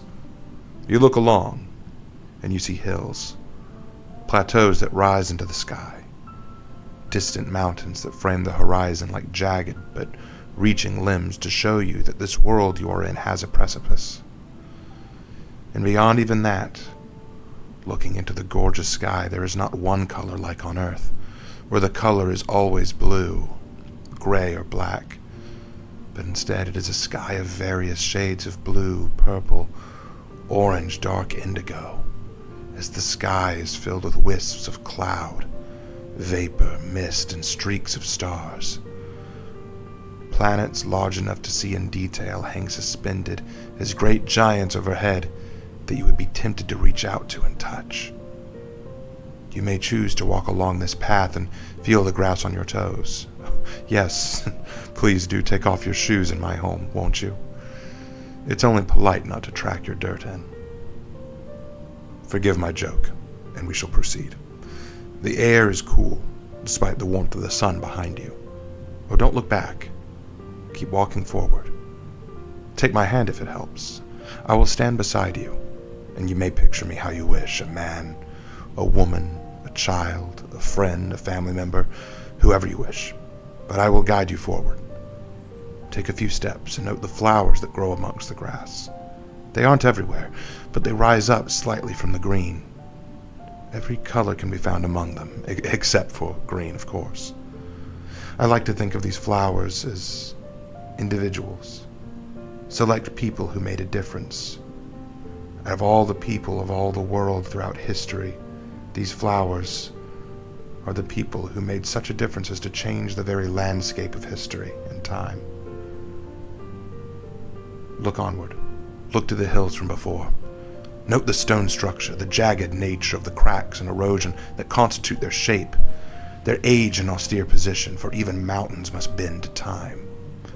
Some look sharp at their peaks, like fangs that pierce the sky, aggressive, but others are rounded and perhaps even snow-capped at the top. No, it's not cold enough for snow here, but the higher you were to climb, you might feel the chill of winter, because I do love winter, and on occasion, I'd like to go to those peaks to sit in the snow and play like a child in the soft glow of white snow meeting never-ending sunset. I do love the sunset, as I said before. The gentle and affectionate touch of the light upon creation creates patterns of color and temperature that I find ever so relaxing. But do come, there's still more. I shall walk you along to see the planets beyond. The grass might tickle a little as you walk, but you will find it a pleasant sensation. And if you listen closely, you may hear it whispering to you. You will hear the softest sound of music on the winds. Not a loud and powerful orchestra, but the softest of psalms. A delicate hymnal to this paradise of mine. Do you imagine music in your own world? Do you think that your imagined paradise should have a musical score to it? I do. And why not? This is my place, my infinity. And look to the worlds beyond us, those planets that float just beyond the horizon, those massive titans. They are not solid in shape necessarily from our perspective. They exist behind the veil of a horizon that does not hide it, and yet does not make it quite solid either. Like gazing through a shower curtain, you may see the color and shape of something, and yet it's not defined. You will see the rolling clouds and rings around these worlds beyond you, and perhaps you feel intimidated by them, reminding you that this world is not one you know, but one in which creation has no limit. And then when you realize that, perhaps you might understand even a taste of what it is like to witness the blossoming and movements of all creation. For I tell you truthfully, humanity has yet to even comprehend the beauty of the cosmos. Creation does not end, nor did it begin with you in this world. This universe is far too grand for that. So even here in my own world, my own paradise does not stop here. It goes far further, further than I could ever walk in 1,000 lifetimes. And for this, I am most sad, and yet I'm also pleased. Could you imagine the possibilities of these massive worlds and what all could yet be found on them? Could you imagine them? Do you think there could be beauty on them like there is here? Do you think that life might blossom there too? Yes, life flourishes here. We sit among the grass, lay back and breathe it in, because that's often how you can tell if something is alive, you know. You check for breathing, and I breathe it. Take in a deep breath yourself and feel this world breathe in time with you. Feel this world that exists only between you and I, this euthymia of ours. And yet, as we walk further, you will notice that the grass gives way to empty ground. There is a small brook that would not be deep enough to wet your ankles, and only a few feet wide at most. Barely a trickle, I'm sure. And the ground around this brook looks strangely parched, like the small piece of life giving water simply can't sustain all of the land around it. You may look around and see rock surfaces of loose stone and marble. And looking further, you will see the edges of a great forest that rises into the mountains. Up and up they go, beyond your reach, and were you to run to it, you will risk tumbling from the stone walls. There's something lonely in this view. The grass is no longer with us. You feel surrounded on all sides by life, foliage, and the world itself. But you will stand in this brook among dry grass and empty air. It's as if you are trapped down a path you did not mean to walk. I'm sure you're familiar with this sensation of walking or driving down a road or path that you recognize and you're pleased with, but you become distracted, and then the next moment you're on a road or path you don't know, and it looks intimidating and strange. Perhaps you traveled this road longer than you intended, or took a direction you did not expect. You know this path is not the one you want to be on, and yet you cannot get off of it without going back. So instinctively you press on through an unknown direction, hoping that either you'll find your destination at the end of it, or you'll find a way that you do recognize back onto the path you know. So you step out of this brook and dare yourself to approach the edges of the stone walls and structures as they appear, like they once were part of something grander, something lost and forgotten, yet still there, even if broken down now. You may feel somewhat lonely here, not joyful or excited as you were before in the beginning when you stood amongst the grass and the flowers. And I don't blame you. I feel that as well. Lonely. But I also have learned to take solace in this, even perhaps a slight appreciation. Sometimes we have to look at the part of ourselves we aren't so happy about and appreciate it. It's not always to my liking that I am death, that I represent something empty, cold, and, more often than not, alone. But I also cannot deny it. So I walk onward down this path. You can go back if you wish, to that part of me that yearns for life and beauty, to that side of the grass that is lush, happy, and desires life so much more than isolation and death. I will walk onward instead. And as you reach out your hand for me, know that I do want to reach back to you, but cannot. And then you may understand, even if slightly, the weight of what I must do and be. I yearn so passionately for life. I want so greatly to partake in its joys and pleasures. That is why you saw the grass, the planets, the mountains, that beautiful, tranquil world. And yet it will always be one part of the dream, because inevitably reality must reestablish itself. And then, with a sigh, we wake up. Did you like seeing it? I hope it wasn't a waste of ink and time. Just sometimes I don't like things the way they are, and I like to escape to my own world, finding an euthymia of my own. I'm sure you have such a place in your heart as well. A state where you are at peace, where you're not afraid and where you feel at home. If not, I would urge you to take the time, close your eyes, and try to picture a place you would feel most at ease. Perhaps it's in the clouds above us, in that place where reality feels miles below and heaven feels only an arm's reach away, where the gentle caress and softness of the clouds is at your touch. Maybe it's on a boat in the endless sea, the waves that rock you reminding you that there is nothing that can touch you. You are alone in an endless and fathomless body of water that welcomes you like you were its own island sent to drift upon the open ocean, where the waves, the sun, and the sea itself laugh along with you and beckon you on some adventure. Perhaps you're in a field surrounded by animals. Perhaps on a mountain overlooking the worlds beyond. And maybe you see yourself at home with a smell of cinnamon from a scented candle. I cannot claim to know your place of tranquility. Yet I also know that in this nirvana there must be something of a taste of reality there. Something about your world or your life that you might not always be proud of, but something you're aware of and may even appreciate. Family, responsibility, duty, friends.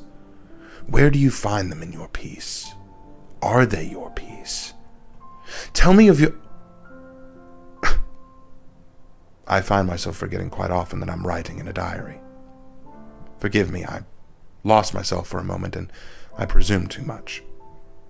Is it strange to feel that I'm writing to a friend? Is it strange that I begin to anticipate responses from this friend, though I know that shall never be? Maybe after all this time, this writing is getting to me, but I do love it dearly. Would you permit me to write of these personal things more often? I felt this great desire to share my world with you, and I do not quite know why. I grow very weary merely talking about my job. I want to talk about... No, I will leave things here for now. Maybe I've said too much for one entry. I have to go. Sincerely, Death. Forgive me. I confess I am angry today. Do not be alarmed, my anger will not reflect in my work. I don't lash out in anger. Well, usually. There was one instance several hundred years ago, but in my defense, I was asked to be part of that calamity, but that's not important right now. But I do get angry sometimes, usually when I confront someone who behaves recklessly and foolishly, all under the delusion that life doesn't matter or that existence itself is some kind of joke. I was at a college campus sitting in a library. I quite like libraries, though I rarely have time to read anything. I mostly just skim the books. I was waiting on my next appointment in the quiet when I heard a conversation going on not far. I'm sure they didn't know I was there, or if they did, all they saw was a young woman with a magazine in her hands. The speakers were 3 boys, about in their early 20s, if that. One had evidently gotten bad marks on his recent test scores, and his parents were quite upset with him. His friends were asking him what he planned to do about it. His response was what caught my ire.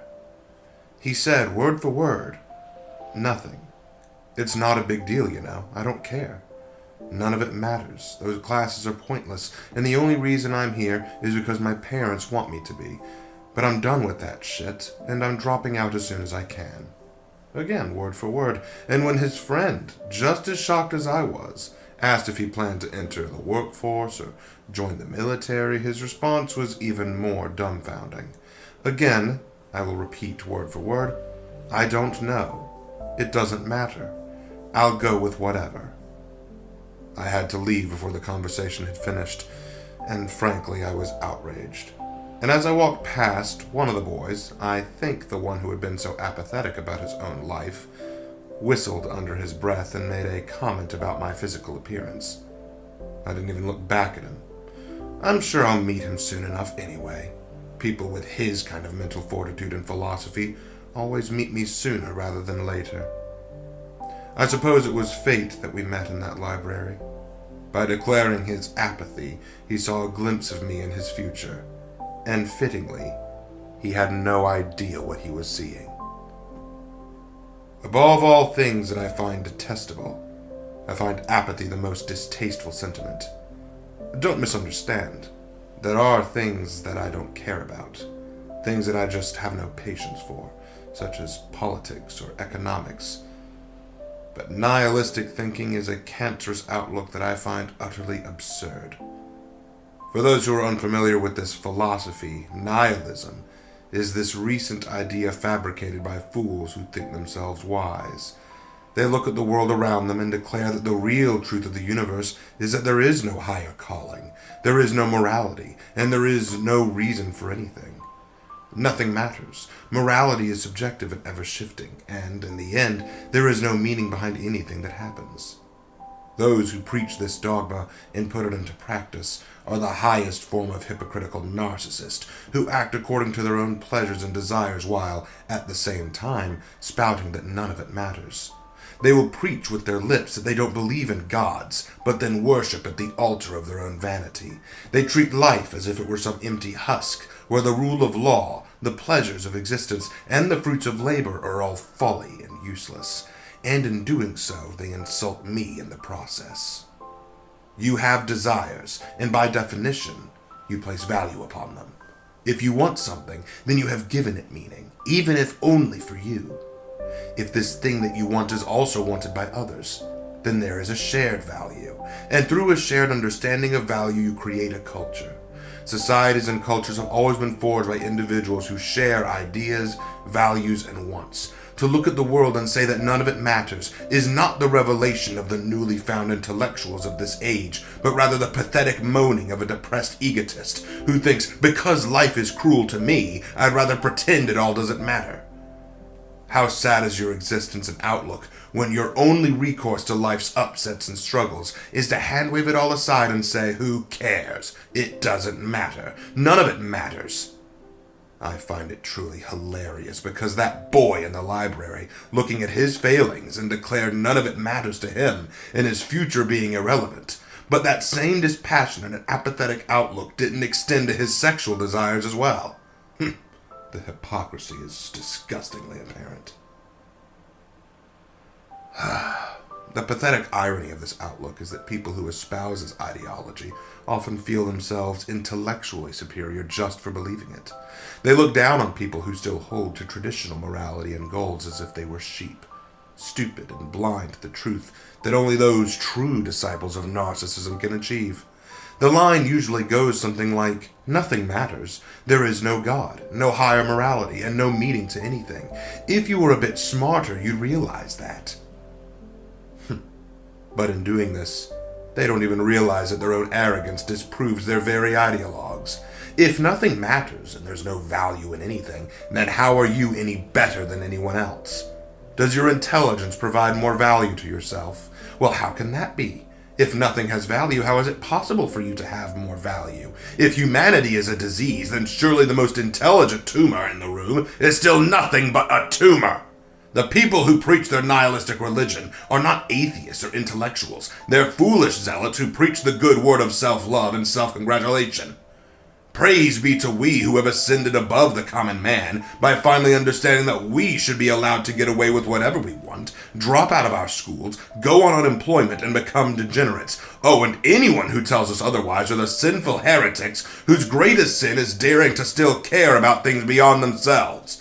They are the sheep who blindly still cling to tradition, moral values, and life aspirations. They are the mindless cogs of the capitalist machine who work tirelessly to receive monetary compensation for meaningless labor. Oh, and though they may acquire for themselves families, jobs, and even happiness, they will never have our intelligence, for though we take often and offer nothing in return, we are the true intellects.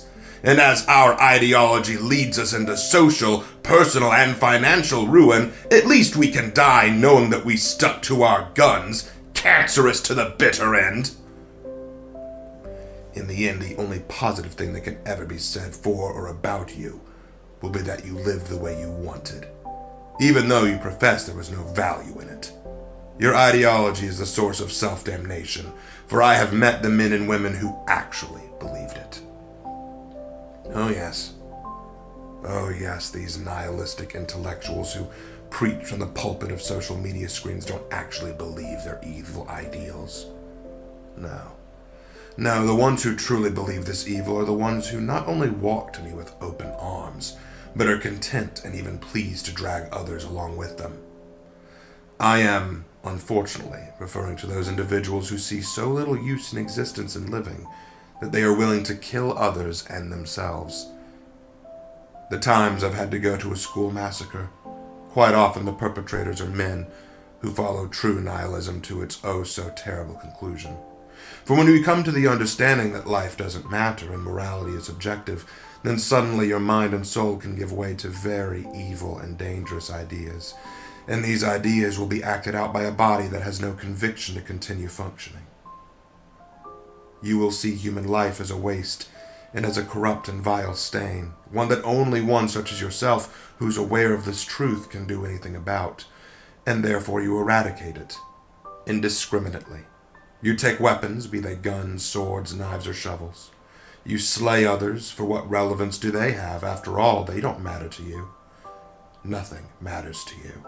Even your own filthy existence isn't immune from your contempt, so you will save your final blow for yourself. And you will feel nothing as you do all this. You will commit the most heinous acts imaginable and feel nothing, because you've convinced yourself that nothing matters. And in that moment that I take your soul, I will glare at you.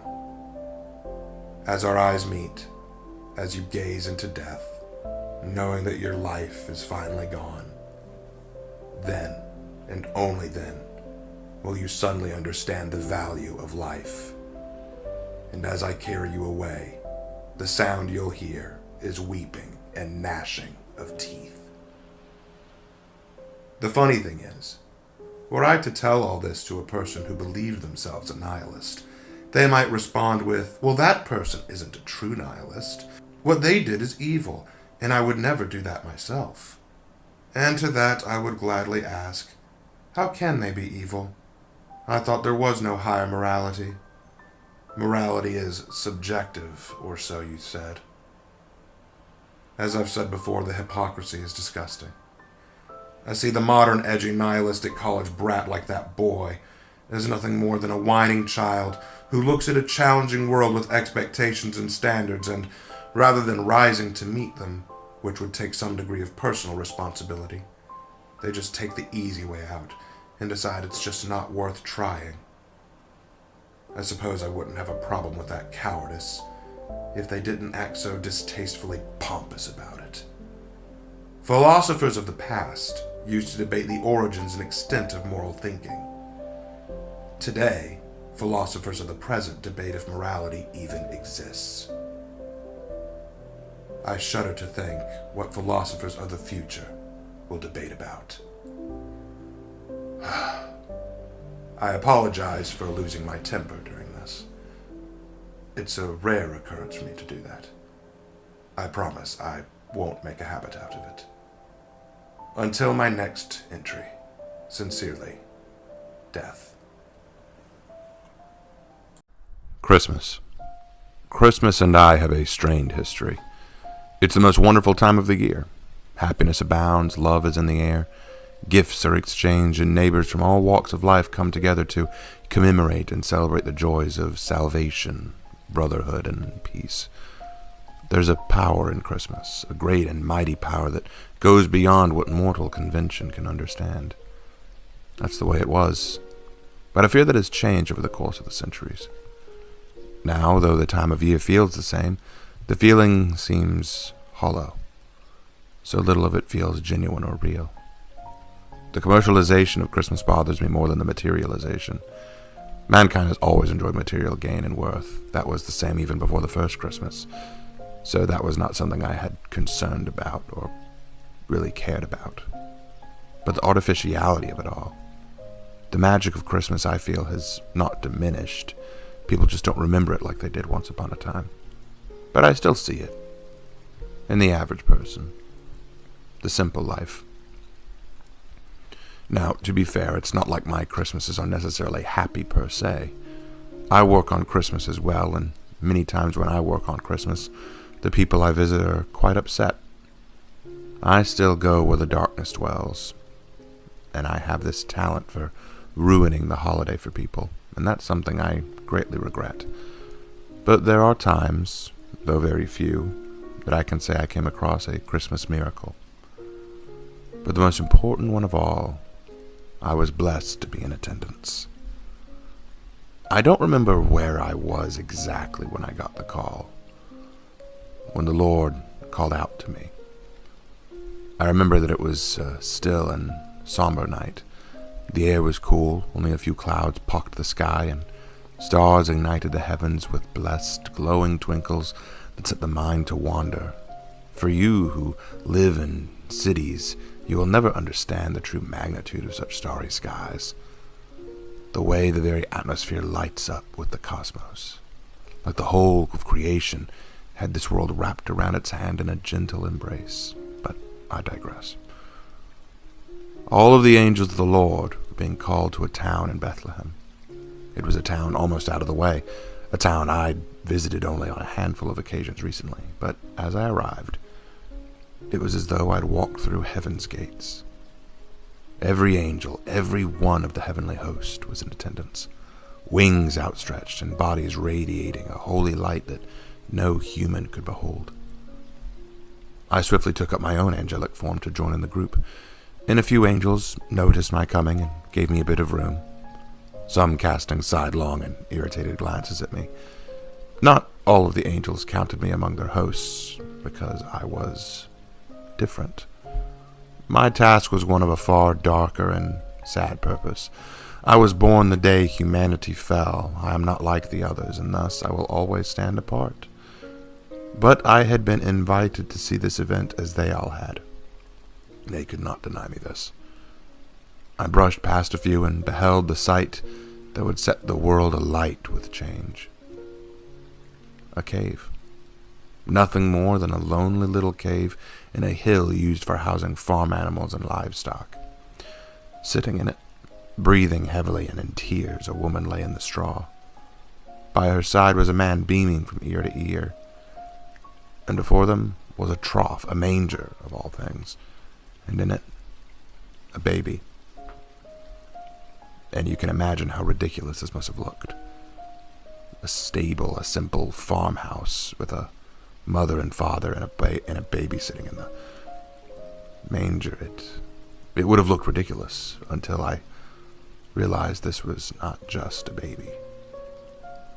I felt my breath catch in my throat as I beheld my master before me in the form of a baby. This infant was our master, and every angel among us looked no less startled than I. Some moved closer as if scared to believe it to be true. Others shouted in exclamation, and yet every one of us could scarcely believe our eyes. The Lord was in human form. His small eyes turned to us, and a single faint smile crossed his face. Not one of us dared breathe as we all sank to our knees. The Lord was there, and we had not shown him our respect.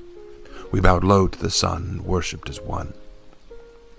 That night, the presence of every angel left a glorious glow around the cave, and that glow rose into the heavens as we worshipped, lighting a magnificent star above where they were. After some time, we rose, and the angels began to sing. They began to dance and rejoice, though I did not join them. I was still, I suppose, contemplating what I had just seen, taking it in. "We cannot remain," some cried. "Come, our work is not done. To the fields, to the fields!" And they took to the skies. I watched them fly off to the shepherd fields far off from the city. As they flew, I watched and began to walk away. "Why do you leave, Death?" I turned and saw who spoke. Gabriel. Gabriel, God's messenger. He was one of the few of the heavenly hosts who spoke to me as an equal. "Will you not join us? This night is in celebration." "Of what, Gabriel?" I asked him. "My father lies as a helpless babe in that crib. He is helpless, weak, and in a shameful form. I cannot hide from some of my disdain. I walk among humans every day, my friend. I know how they are, what they will do. They will not know him. They will not accept him. He will be as a stranger in a foreign land." "He will," Gabriel answered. "It is the prophecy foretold. It is as our Lord planned, and in time you will come for him, as you do every other human." You can imagine I was not prepared for this news. I stared at Gabriel in nothing less than absolute horror, drawing my sword in fury. "You blaspheme, Gabriel. You would ask me to take the soul of—" "But he was pierced for our transgressions. He was crushed for our iniquities. The punishment that brought us peace was on him, and by his wounds we are healed." Gabriel recounted the ancient words to me. "He was assigned a grave with the wicked and with the rich in his death, though he had done no violence, nor was any deceit in his mouth." Isaiah. I remembered the prophecy. So this was the meaning of those words. They are. It is not a painless undertaking, and you perhaps bear the hardest burden of us all, for you will... I know what I will do. I turned away from Gabriel and bit my lip in a rage. I still remember the pain, the agony of not doing but knowing what I was to do. My most important client, my most valuable soul. Did my Lord know I would do this when he made me? I turned back to look at the child, at my Creator. His eyes found me again, as if he knew exactly what I was thinking. And then he laughed. A high, beautiful, adorable laugh. The laugh that I heard when I entered the halls of eternity and bore witness to him. The laugh that was given when creation was completed. The laugh of victory when Israel was finally victorious.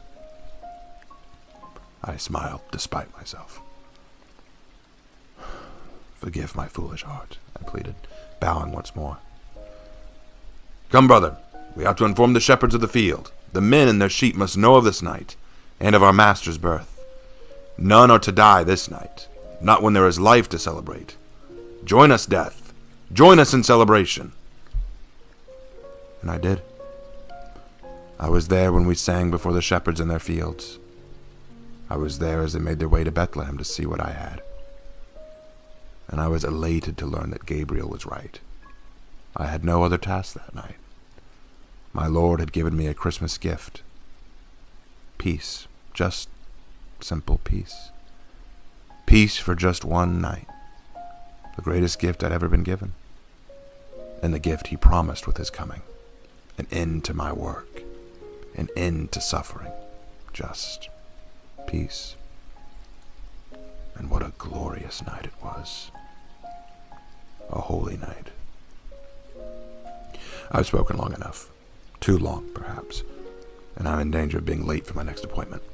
But I will write again soon. But after the holiday, I need some time. Some peace. Sincerely, Death.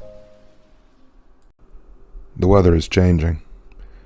I'm sitting on a beach right now, watching the water come in and out as the sun is just slowly beginning its rise above the horizon.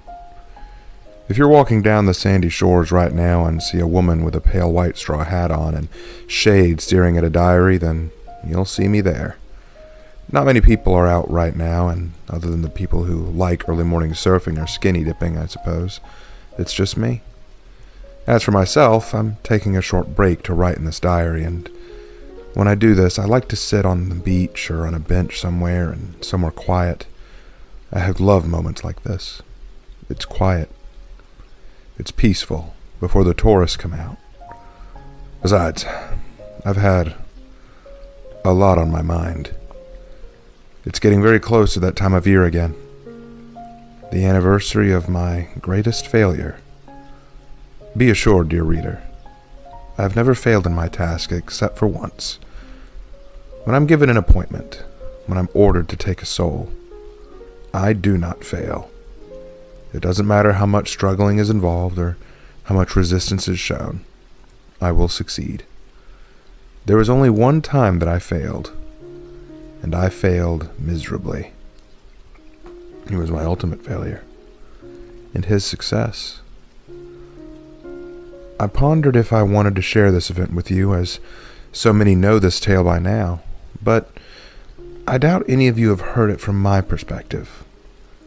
So today, while I have the time, I will tell you about what happened from the moment of Jesus meeting with me and the moment he was resurrected.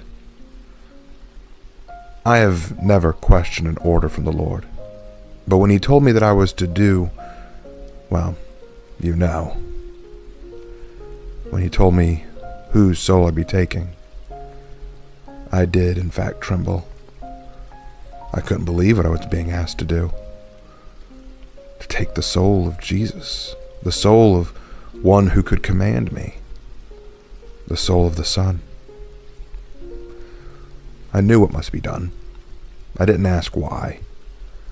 I just trembled in anticipation. I then left the Lord's presence to go do the deed given. Most people believe that the day Jesus died was a day very bleak and gloomy, and actually it wasn't. It was actually bright, rather sunny. There was plenty of light for me and all of Israel to see as Jesus was tortured. I watched as he was beaten to a pulp, spat on, jeered at. He was unrecognizable. I stood there amongst the onlookers as he was mutilated. The human vessel can only take so much abuse before it breaks, and as I watched, I began to wonder when Jesus's would break. It was morbid curiosity, and purely academic at any rate. His vessel was long since broken. It just existed. A bloody, mangled, and torn vessel that only managed to walk. Walking isn't even the right word. Hobble, perhaps. It was only just managing to function. I watched as this corpse wandered down the road with a cross on his shoulder. It took every amount of willpower I had not to run forward and strike down his abusers. Every fiber of my being longed to throw my power upon them. I'd done it before. I could do it again. How often had I been called to lay waste to those who have done wrong? In the days of Noah, I did it. In Egypt, I did it. Against the Philistines, the Midianites, the Persians. I could do it here. I could punish them. I could destroy them and end this horror. The Romans and the Pharisees both. No. I was forbidden. I was only allowed to watch. That was my order. And I felt no joy, no peace, only pain.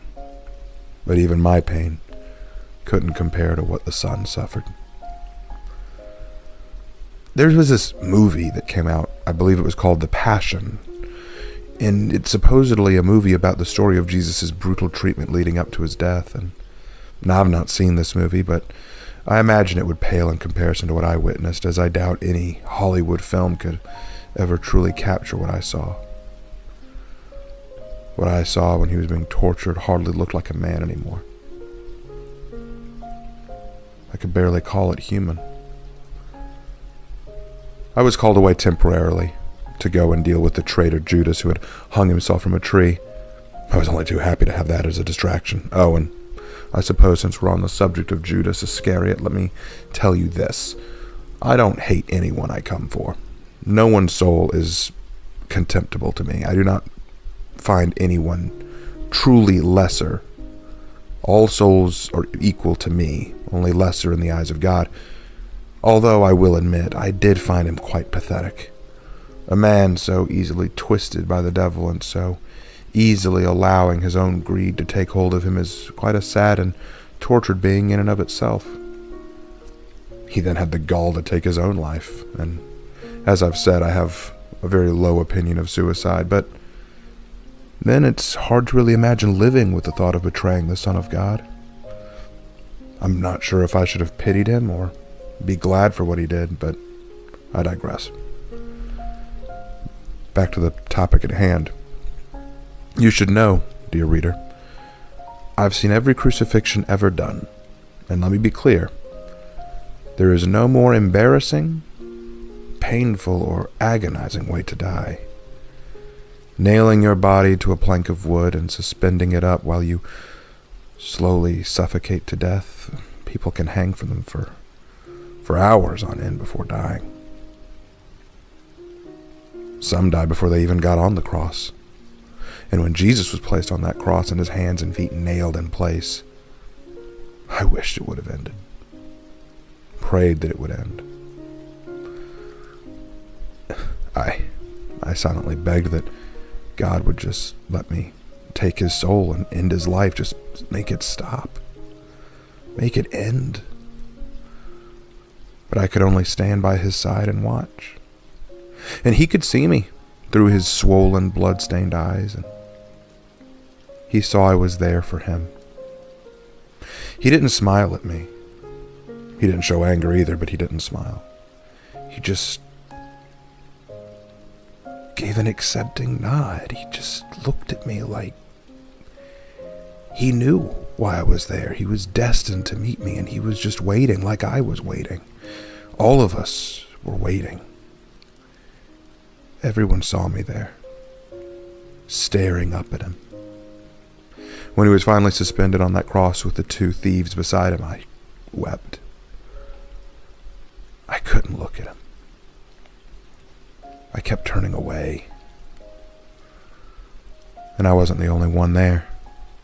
I remember at one point I looked behind Jesus, and I saw I wasn't the only angel in attendance. Much like when he was born, every angel in heaven was there, watching Jesus. And they were armed, swords drawn, expressions lusting for the chance to save him. They were waiting for his command, waiting for the word. All he needed to do was say the word, and the forces of heaven would be unleashed upon every soul on that hill. But they did not know what I knew, what God knew, or what Jesus knew. We knew he would die on this hill. There would be no bloodbath. There would be no war. There would be no rescue. When the heavenly host saw me standing in front of Jesus, a few visibly bristled. They were concerned, as if they were already beginning to understand what was going to happen. But they would not interfere. They, like me, like all of us, could only watch and wait. And then, at long last, the Lord turned his back on Jesus. I want you to take a moment, reader, and consider how much pain that inflicted. Jesus was the Son of God. He was always connected to the Father, but now he was completely separated in his time of need, and he cried out to God. Why had he forsaken him? But he knew. And deep down, I knew it too. No one else could see it, but I could see it, like a black storm cloud moving across the world, across time itself, as it enveloped Jesus' soul. The sins of the world were falling upon that broken and weakened body, into his very soul. It was painful to behold, almost more painful than the physical beating he'd taken. And God couldn't bear to watch it. Though I witnessed it, my soul ached, as the purest soul to ever grace my sight was weighed down by sins beyond the point of counting, beyond the scope of measurement. It was immense, like a great black hole had descended upon the Son of Man. But at last, I was called. I had already taken the souls of both of the thieves by his side and was just waiting on the next order. And then God spoke to me with a voice that was firm, hard, but noticeably sad. I was told to end it, to take the soul of his Son. Forgive me, this is hard to write. I moved to Jesus' side and I looked him in those bloody, tearful eyes. He nodded his head and spoke one last sentence. It is finished. He then hung his head. I reached into that destroyed vessel and removed his soul from it. He put up no resistance. The soul of Jesus was soft and warm in my hands, but so strong. I could feel the power emanating off of it, the power to command, the power to lead, the power to nurture. I cradled it in my arms very carefully, and then backed away from his body. In the moment I did, all of heaven roared. The sky darkened in a matter of seconds. Thunder clapped as lightning struck the earth. The wind howled furiously, as if the elements were filled with the wrath of God. Everyone believes it was just the hill that shook that day, but no, the world shook. Every being on this planet felt the world shake. The universe quaked with power. The veil to the temple within the city tore in half and fell to the ground. The guards and people on that hill fell to their knees in horror, trying desperately to remain standing. But I only watched as the world felt the death of Jesus. Meanwhile, all I was doing was clutching a soul in my arms, not letting it go. But you know that story. What happened next? For the next 3 days, I just held the soul. God wouldn't allow me to take it to heaven. It would not ascend. Rather, God told me to hold on to it, cling to it. I did as I was asked. I never let it out of my sight. I'm obedient. Let nothing else be said of me other than that. I am very obedient. I went about my business as usual, carrying the soul in my arms, and the world went its way, as it always does. It was kind of strange, actually. I'm not used to carrying a single soul for so long, and I found myself on occasion sitting and just talking to him. Watching the world in the aftermath of his death, it felt wrong somehow, like some sort of light had gone out. Have you ever entered a room where one light bulb was out You can see, you can see the room, and yet the room feels dim somehow, like you know something's not right, and yet you don't notice it until you really think about it, until you really take a moment to discern that, no, it isn't complete. That's what the world looked like. That's what I felt. Like something was wrong, but you couldn't place it. 3 days passed, and God spoke to me one more time on the morning of that third day. He told me, take the soul to the stone tomb where Jesus' vessel was placed in. I did. I followed that order again. I'm obedient. I went to the tomb and stood inside of it. The guards didn't see me come in. They were half asleep, not really caring. When I walked in, I stared at the body that lay in peace before me, and then at the soul in my hands. I didn't know what I was there for at first. I just thought that maybe this was some kind of closure. And suddenly I heard a voice. It was the voice of the Lord. He wasn't speaking to me, but I could hear him. He spoke to the soul in my hands, to the body at my feet, and his words shook creation itself. Arise, my son. To this day, I am still in awe of what happened right after those utterings. There was a surge of power. My body felt weakened, limp for a moment, and the soul in my arms glowed with a brilliance that caused me to cry out in pain.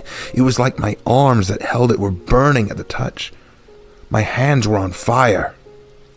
I tried to cling to it as God had asked me to, but I simply couldn't. It was too strong, too powerful for me to contain.